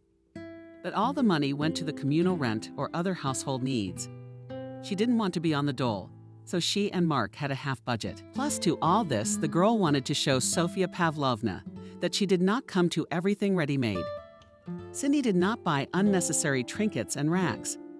Rarely traveled by cab, so for almost a year of living with Mark, she managed to save a small amount. She had even told Mark about it, hoping he would praise her. But the young man only grinned at the confession and replied, "Yes, you are a bargain bride. No father, no mother, no mortgage. And you will buy. Still turns out good for you." The next day, Cindy got up early. Anxiety did not leave the girl had to get ready and go to the pharmacy for a certificate of income. What if the director wouldn't take her back because of the recent stubborn conversation with Anna, or the investigator would show up and start asking tricky questions about the situation with Peter? With anxiety, she entered the building and was already mentally prepared for defense. But the excitement was in vain. To the great joy of the girl at work, she was very happy to see her. Her colleague, Lyudmila, told Cindy all the latest news. Especially, she described the arrival of a police detachment called to a young guy who tried to buy a fake prescription. The new employee reacted very quickly to the situation. But no sooner Anna praised her than she immediately quit, saying, "I have small children, and I do not want to leave them without a mother. Suddenly, this comrade will track me down and take revenge." That's why she quit without working more than one day. Ludmilla also laughingly noted that the guy was very similar to Cindy, adding there are such miracles in life. Having taken all the necessary documents from work, Cindy went to the nearest bank branch after checking through the databases and filling out all the papers. A loan for a small amount was immediately granted. The time was 11:00 a.m. when the lawyer called, and she was visibly nervous. She had to settle all the issues with him and be on time for her shift at the pharmacy in 3 hours. Finally, Ethan called her and set up a meeting at his office.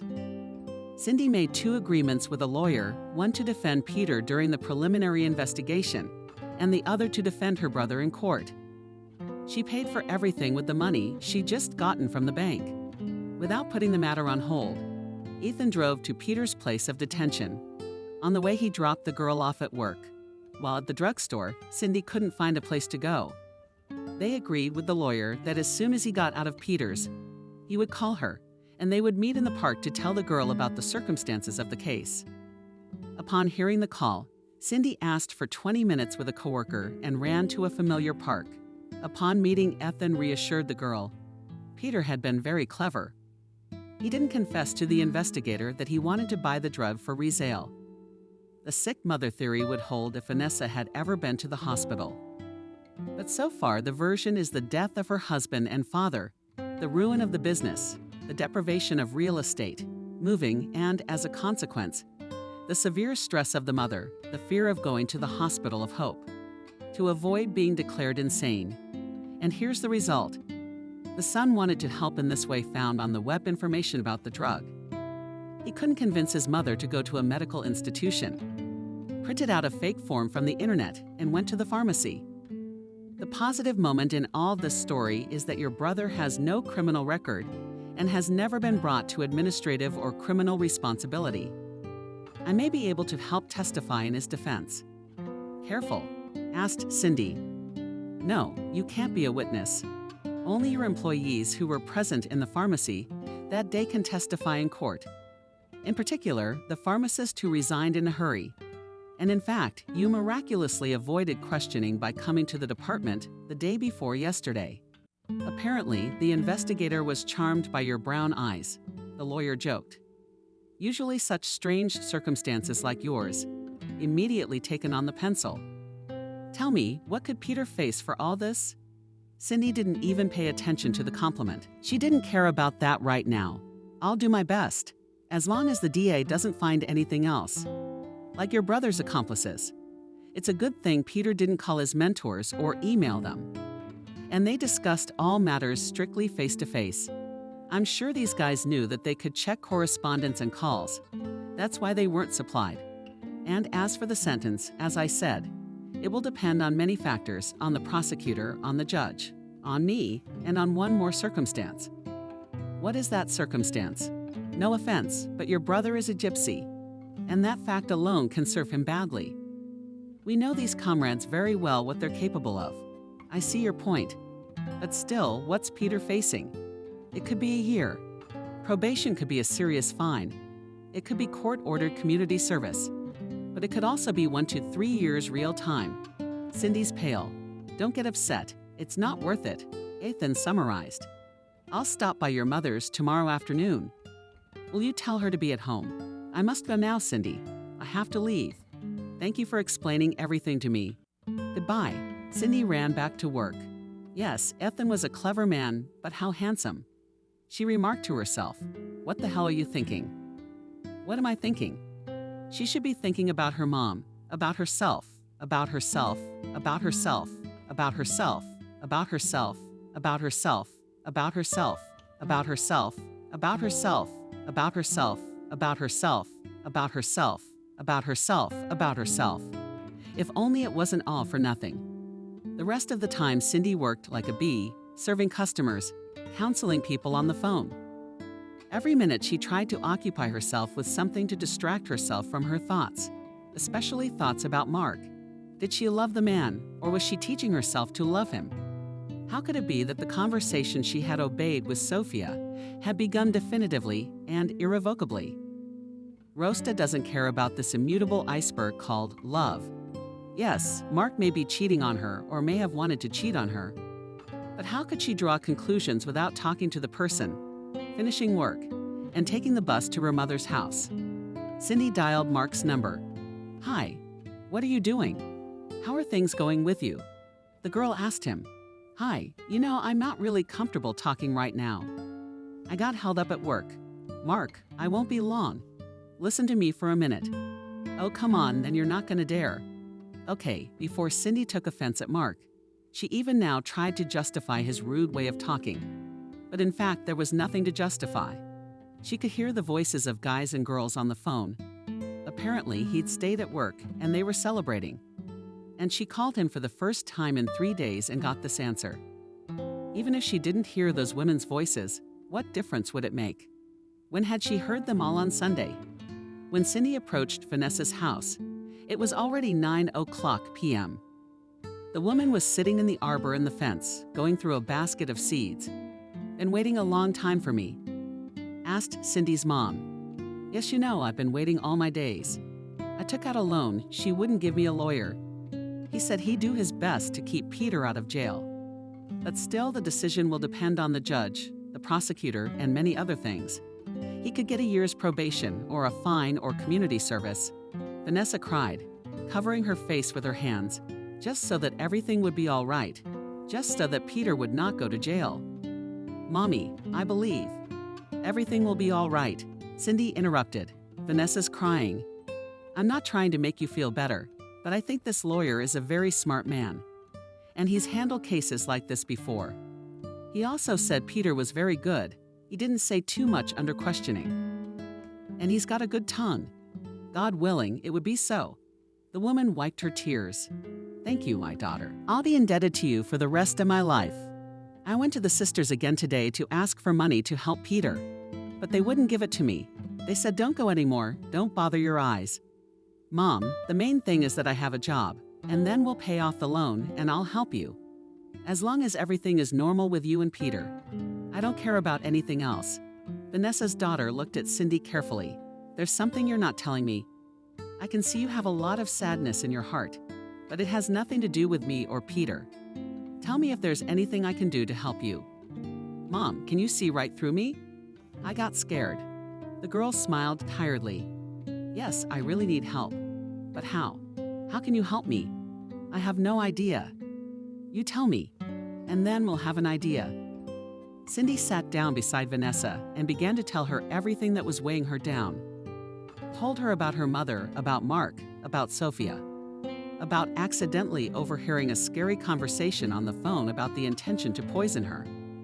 Vanessa gently interrupted Cindy and said, "Daughter, there's only one way to do this, but I know you'll give it up." Cindy did. The look would her own mother really offer her a fortune-telling? It's all so predictable.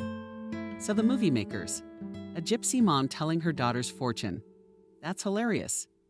Does she have another option? Or she's forgotten who she found her mom and brother with? If she doesn't find answers in the next few days, she's gonna go crazy. Yeah, give it to Mom. Cindy waved her hand and stopped resisting what was happening. I wouldn't want to ever guess my own daughter. Vanessa picked up the cards. You can't peer into your children's fate. I've never guessed for you or Peter. How will you make your own life? That's the way it will be. But since it so happens that we don't know why a decent and beautiful girl wants to poison you, so we need to open that secret door, and the cards will help us. Vanessa shuffled the cards and asked Cindy to move the deck with her left hand. After asking a question, she began to spread the cards on the table. The woman sighed now and then and about shook her head, and still could not begin to speak. Mother, what's the matter? Don't be silent. Cindy couldn't stand it. An inheritance, daughter, for which they want to poison you. But what inheritance? From whom? From a very close relative. It's meant for you. That relative is alive.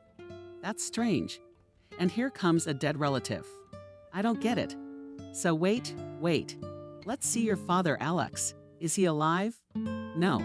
Alex is dead. He's not among the living. He's dead. Turns out the girl had her head down.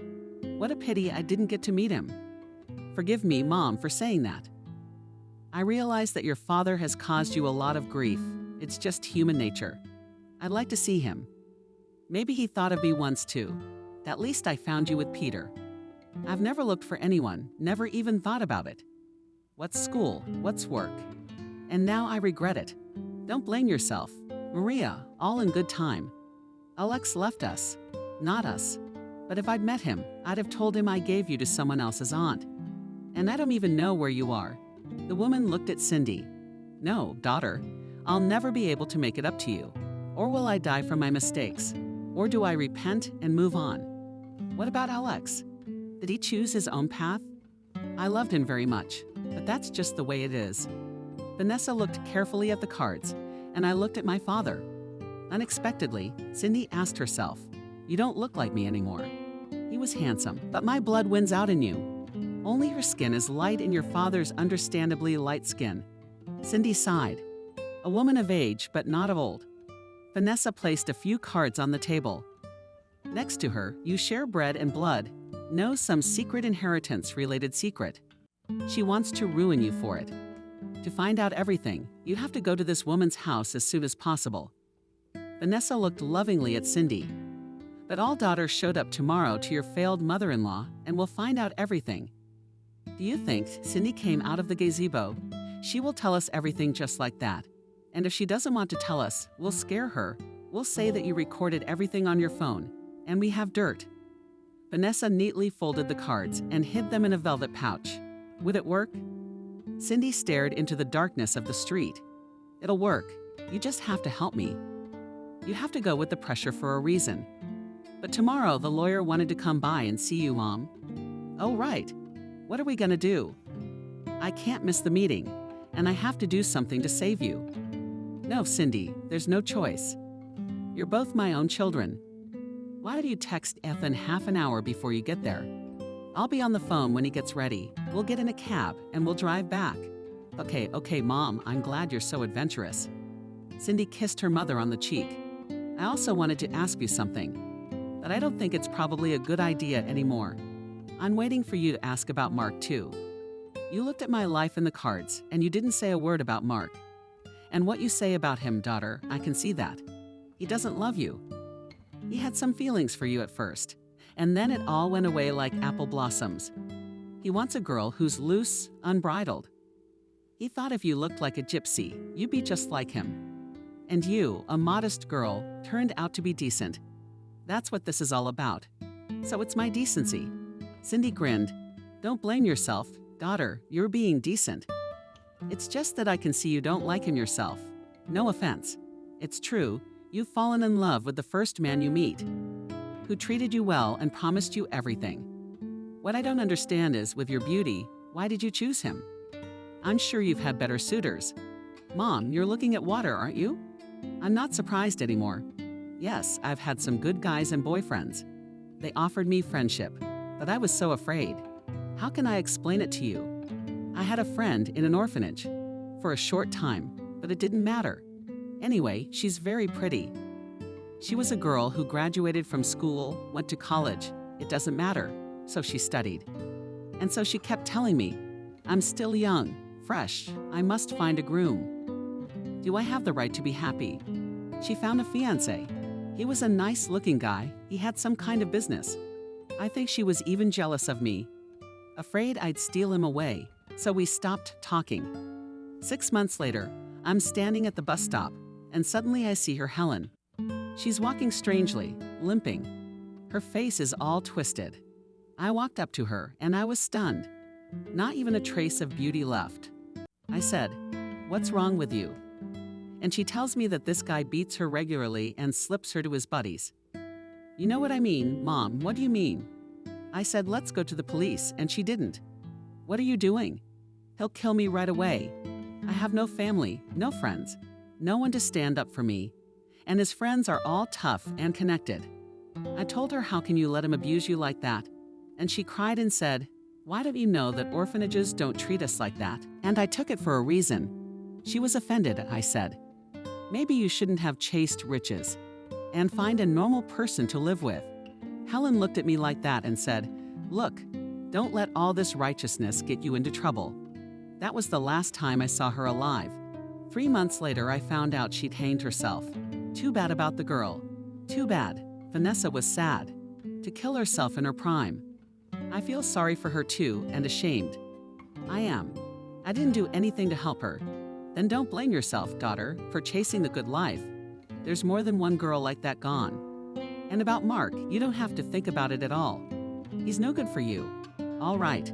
The morning's the morning. Tomorrow we'll solve everything. Now let's go to bed. I've already put you up. The next morning at 10 o'clock, Cindy and Vanessa were already outside Sophia's apartment. Climbing the stairs, the girl stammered every now and then. Every step was so hard for her. She felt like a traitor who lied to her roommate about the business trip. Eavesdropped on the conversation his mom was still living in the middle of nowhere, with a suddenly declared gypsy mother, going to the showdown. The fact that Sophia wanted to poison her and Mark was trying to cheat on her was not taken into account by Cindy. The overwhelming event of the last few days seemed to override for her the significance of those horrifying moments, not hammered out in front of the investigator, the superintendent, and the lawyer either. Now Cindy felt like the same insecure applicant for a daughter-in-law as before. Noticing this, Vanessa stopped her and said there is no retreat or now or never. If you don't protect yourself, no one will, and you don't owe these two people anything. You've been living as their housekeeper, and they wanted to rip you off too. Cindy and her mom rang the doorbell and waited for someone to open the door. 3 minutes later, there was a shriek and the door opened. Oh, Helen, hello. Who are you here to see? Hello, Sophia. I came with my mom. The woman entered the apartment. The mother-in-law's face changed in a second. Well, come in. I really wasn't expecting guests. You should have at least warned me, because besides potatoes and mushrooms, there is nothing to treat you with. Sophia looked haughtily at Cindy and Vanessa. Cindy didn't even have time to think of what to say. Vanessa didn't mind what she said and shouted loudly, Madam, we are not mushrooms. We have come to eat your grass, and we don't need it for nothing. How are you behaving, gypsy? A man in my apartment. The woman's face turned Bagrove red. Spare me from your mother. Cindy, you can see she's insane. I didn't come to meet you. I came to ask why you were going to poison my daughter. Answer me quickly. And if you don't, you know we have a recording of you and your sister talking about how best to do it. Nowadays, modern phones can record sound from a mile away. Sophia didn't look so furious anymore. She stood silently against the wall and held on to the door jamb. Cindy, seeing all this, pulled some papers out of a folder and continued. It is in your interest, Sophia, to tell me what I did to you that you wanted to poison me. If you continue to keep quiet, I will call the police right now and show them this audio tape, where you say you're going to give me special mushrooms. I've already spoken to the investigator of our neighborhood police department. He said I can come in any time and file a report on your intent to harm my health. Sophia literally rolled down the hallway onto a small stool, unable to utter a word. Stop. Don't, Cindy. What's the matter with me? Come in, sit down on the sofa. I'll tell you all about it. Mother and daughter went silently into the hall and sat down on the sofa. The sudden change in the mistress's mood made them feel pity mixed with disgust. Yes, so it's time to begin, Sophia says. Very calm. When Mark was 7 years old, I met your father, Cindy. Alex. We started living together. Everything was fine for the first few years, and then he started to get, how shall I say, unhinged. He'd walk from side to side, or he'd sit in the same pose for hours. I couldn't figure out what was wrong, so I called him in for a serious talk. That's how he told me that when he was young, he had met a gypsy woman from our town. They moved to his grandmother's house. You could say they ran away. Then he started to have problems with his work. He started to pine in general. You know the rest. The woman looked at Vanessa with a sidelong glance. He didn't remember the incident for many years. As he said himself, he returned to his parents, worked hard, studied by correspondence. He met me later when we just started living. We didn't think about children. I already had Mark. I kind of and do not need children, but also work with the deputy head of the canteen. 300 people need to feed factory workers. Anyway, I thought our love would survive without a child together. But it turned out to be not so simple. Alex tried like a madman to prove to me that I should give birth to a girl. And I'm not used to being forced. I studied once secretly from him, even had an abortion. He accidentally found out about it and beat me for the first time in our life. After the abortion, or after the beating, I couldn't get pregnant anymore. Sophia cried. I went through all the doctors. They told me that you can't give birth this way and that way. I came home and told Alex everything. I wish I hadn't said anything. He became insane. He could just raise his hand against me at Mark. It wasn't often, but it still happened. Our whole life went down the drain. Then he thought about looking for you, Cindy. We traveled to a lot of orphanages together. But did we know what was so close? What was right under our noses? We thought you'd been given up near the village, not 600 kilometers away. A lot of kids have been revisited. I cried. I kept saying, let's take any girl from Ternivtsi and raise her as our own. But he wouldn't agree to anything. He tortured me and tortured me himself. We went to the maternity hospital, even to the village. But there wasn't a single record there. It's like you've fallen through the ground. And Alex's grandmother, Nina, had died by then. She called him before she died and apologized. He didn't even realize why. It was only afterward that he was able to make ends meet. Why did she apologize for you? Sophia looked askance at Vanessa, but he didn't think to ask her anything. Not your address or anything else. What information? And after that, there was no life. He drank all the blood out of me with that search. We went to the police, made inquiries. We always got the same answer. Not found. No information. I didn't want to lose Alex. I loved him. And when he was in his normal mind, he was a kind, hard-working man who brought every penny into the house. He was 6 years younger than me. Where could I go then, and even with a child? At first, Leshat and Mark had a very good relationship together. We played some stuff, we put up with it. I couldn't be happy until he started thinking about you, Cindy, night and day. Could have ignored Mark for weeks. Told you so well. You have a mother and a father, but my little girl, she has no one. I don't know how she's doing. And the first time Mark hit her, the right ones, then all friendship between them came to an end. Alex thought that his stepson owed him his life, that he had adopted him, that he was supporting him. Mark hated him. He hated me for living with him and not kicking him out. What's the joke of being a teenager? Guilt tripping? My psoriasis worsened from nerves. I lost my job to gnaw on myself. Started to think I couldn't have a baby anymore. Because of you, by the way, both I and Mark suffered. The woman glared at Cindy, and I was torn between my husband and my son. I wanted to live a normal life like everyone else. I tried to smooth things over. But how can I compete with the mistakes of the past? Against you, Sophia. But what does that have to do with me? Can you be specific about that? Cindy couldn't take it anymore.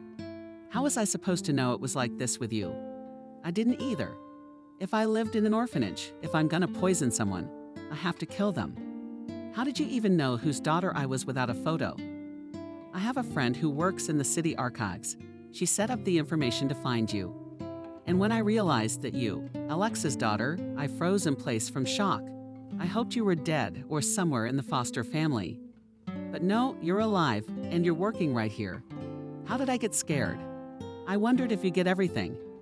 So I decided to set you up with Mark so that the inheritance would be ours. And you didn't even realize how it happened. You thought it was an accident. I sent Mark to your drugstore and told him you were beautiful. I wish I had a daughter-in-law like you, and everything would have been fine. But that womanizing fool almost ruined everything. So Vanessa got up off the couch. Maybe we should get to the point. You've been talking for half an hour, but it's no use. What inheritance? Talk fast. Why did you want to poison my daughter? Sophia got up from her stool. I'll tell you everything. Just promise me you won't go to the police. Is everything I said true? You may not believe me. You can blame me, hate me, yell, scream, but I can't leave Mark alone. If anything happens to me, it'll be the end of him and me. Sophia, you're blackmailing us now, trying to put some of the blame on us. It's not my fault that you and my father had such a life, and that Mark became like that to me and my mom. In case you've forgotten, he abandoned us too. But unlike you, I don't blame anyone for my troubles. Cindy came right up to the woman. I have no pity for you. Tell it like it is now, and don't try to tell a lie from a local parent. I can smell a lie a mile away, Vanessa added. Okay, Sophia went to the window and began nervously stroking the curtains. Alex had a close friend who was a lawyer. He asked him to make a will with special conditions. In case of Alex's death, everything will go to Mark and me. But if his own daughter showed up, everything would automatically go to her. This apartment, the car, the garage, and what's in the safety deposit box. I don't know what's in there. Alex died 3 years ago. His parents died a year before him. Is that what this is about?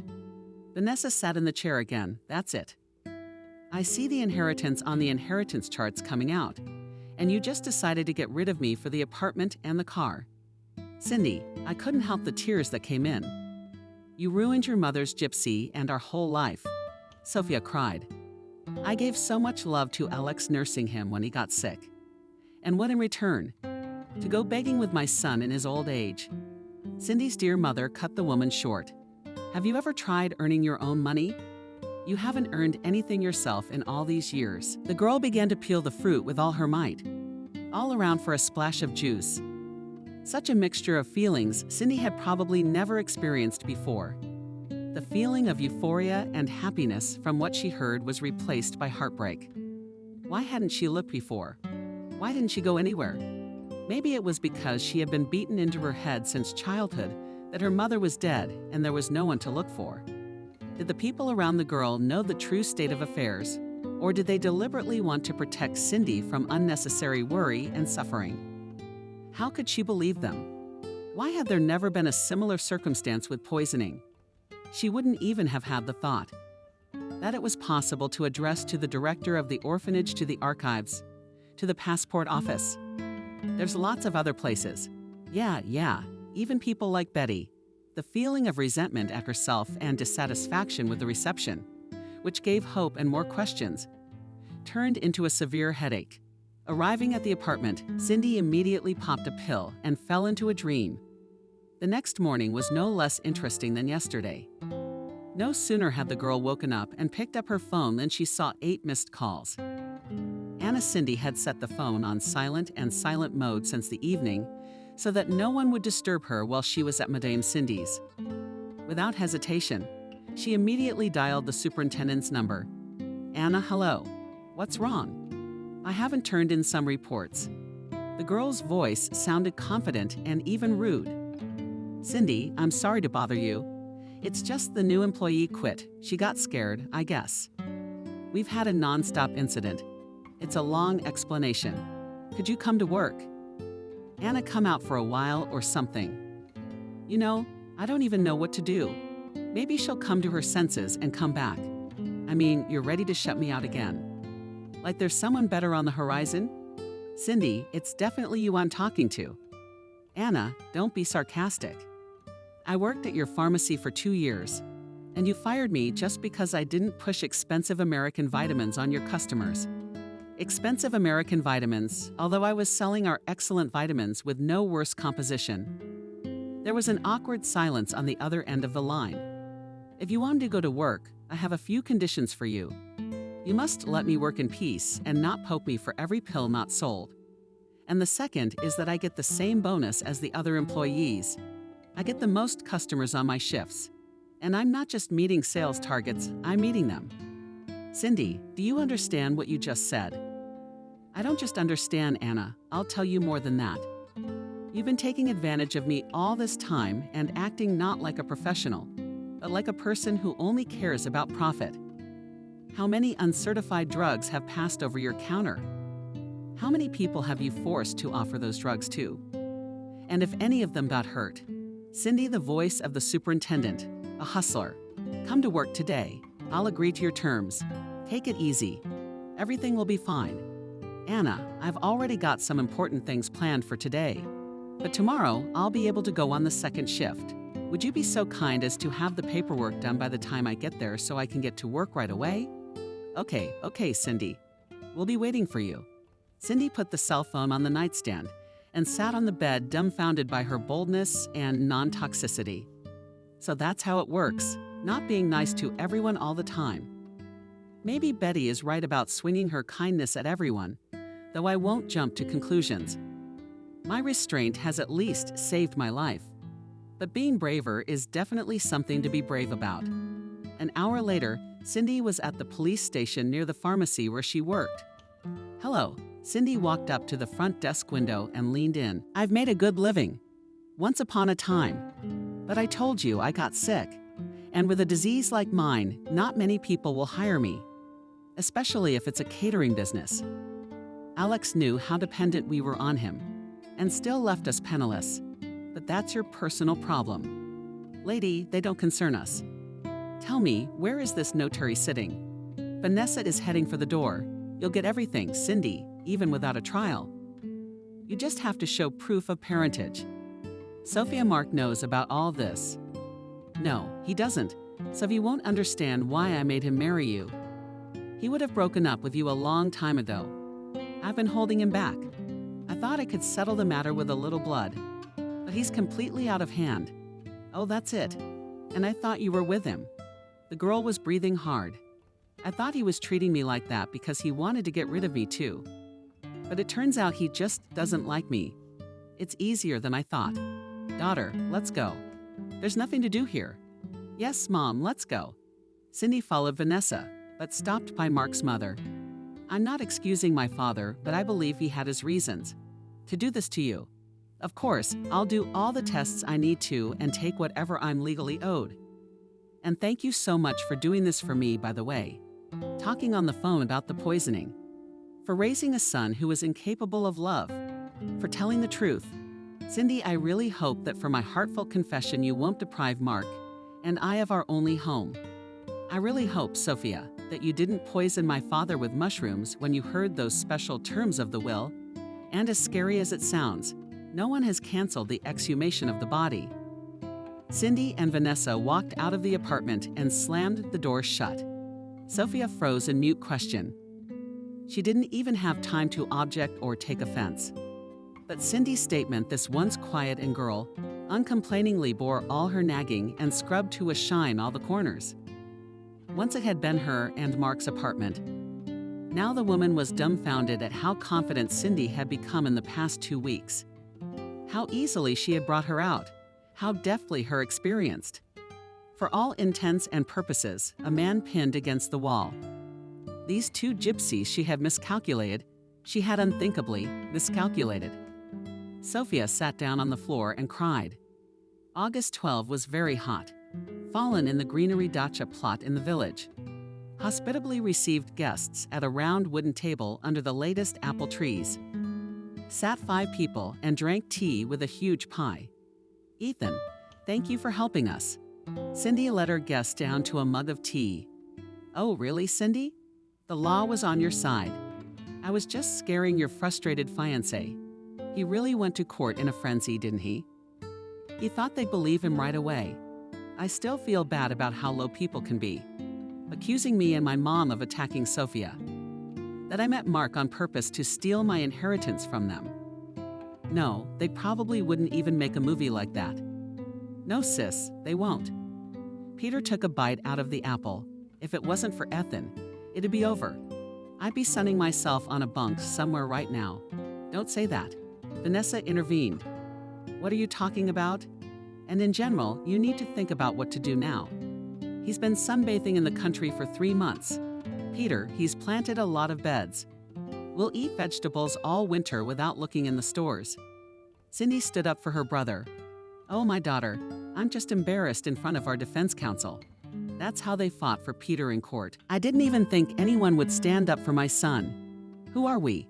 Gypsies with no ancestry? Vanessa, I didn't do it for free, first of all. And secondly, I was so struck by your story that I couldn't do otherwise. The lawyer looked at the girl. By the way, Cindy, were you dating that Betty woman? Yes, I did.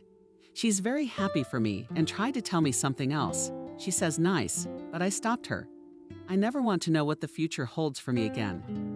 So Cindy Maria's coworker put her cell phone on the table and got ready to talk. Let's be honest.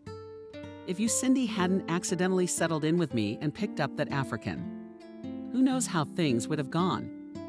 Yeah, if I hadn't agreed to fill in for you then, how things would have been." The girl laughed and stroked a little rounded belly Maria. "And in general, girls," Vanessa began quietly, "there are a lot of these ifs in life. But someone was let down by greed and thirst for profit. We gypsies are often accused of that, for example. But you can't put everyone in the same category. After that incident with you, Cindy," the woman lowered her eyes, "I tried to live honestly, so my prayers were answered. Let's not talk about sad things. Cindy, why don't you tell us about yours? Or something funny? You've got tons of stories." "Hash, the last thing I want to talk about is work. Too many events fell to the share of an ordinary pharmacist of the pharmacy panacea." Cindy has a better smile. "I'll tell you what the letter I found in the safety deposit box says. It's a letter from your father, Alex." Peter asked timidly. "Yes, from my father. But I won't start from the beginning. It's very personal at the beginning, and only a few lines from the middle." Cindy took out a large folded piece of paper from her bag, which was lying beside the chair. "I hope you have chosen a serious profession, daughter. Maybe it's a doctor, maybe it's a teacher. Maybe you chose a profession like my mom as a pharmacist. But just know that whatever you do, I'm sure you'll succeed. There are many professions in the world. Just pick something you like." The girl is silent. "Wow." Maria got up from her chair. "So your father suggested that you might be a pharmacist. That's quite a coincidence." "Yes, I'm shocked at the coincidence myself." Cindy put the letter back in her bag. "So my daddy dreamed of me being a pilot, and I became a lawyer. What am I supposed to do now? Retrain myself?" Ethan humorously sank in. "No, you don't have to retrain." Vanessa patted the table with his palm. "Do you have to get married?" Everyone laughed. "I'm all for it." The lawyer looked fondly at Cindy. "I've chosen a case to my liking, and I want to choose the other half to my liking too." "Oh, you've embarrassed me." Cindy waved, and black curls themselves in the rapids of the apples will throw down. "Come on, eat faster than the fields. We'll eat any of your pies. It's so good. Even Mom doesn't cook." Peter winked at his mother and took an appetizing bite of apple pie. "I'm glad, my family." Cindy looked at her family and smiled. "Finally, my pies are starting to taste good."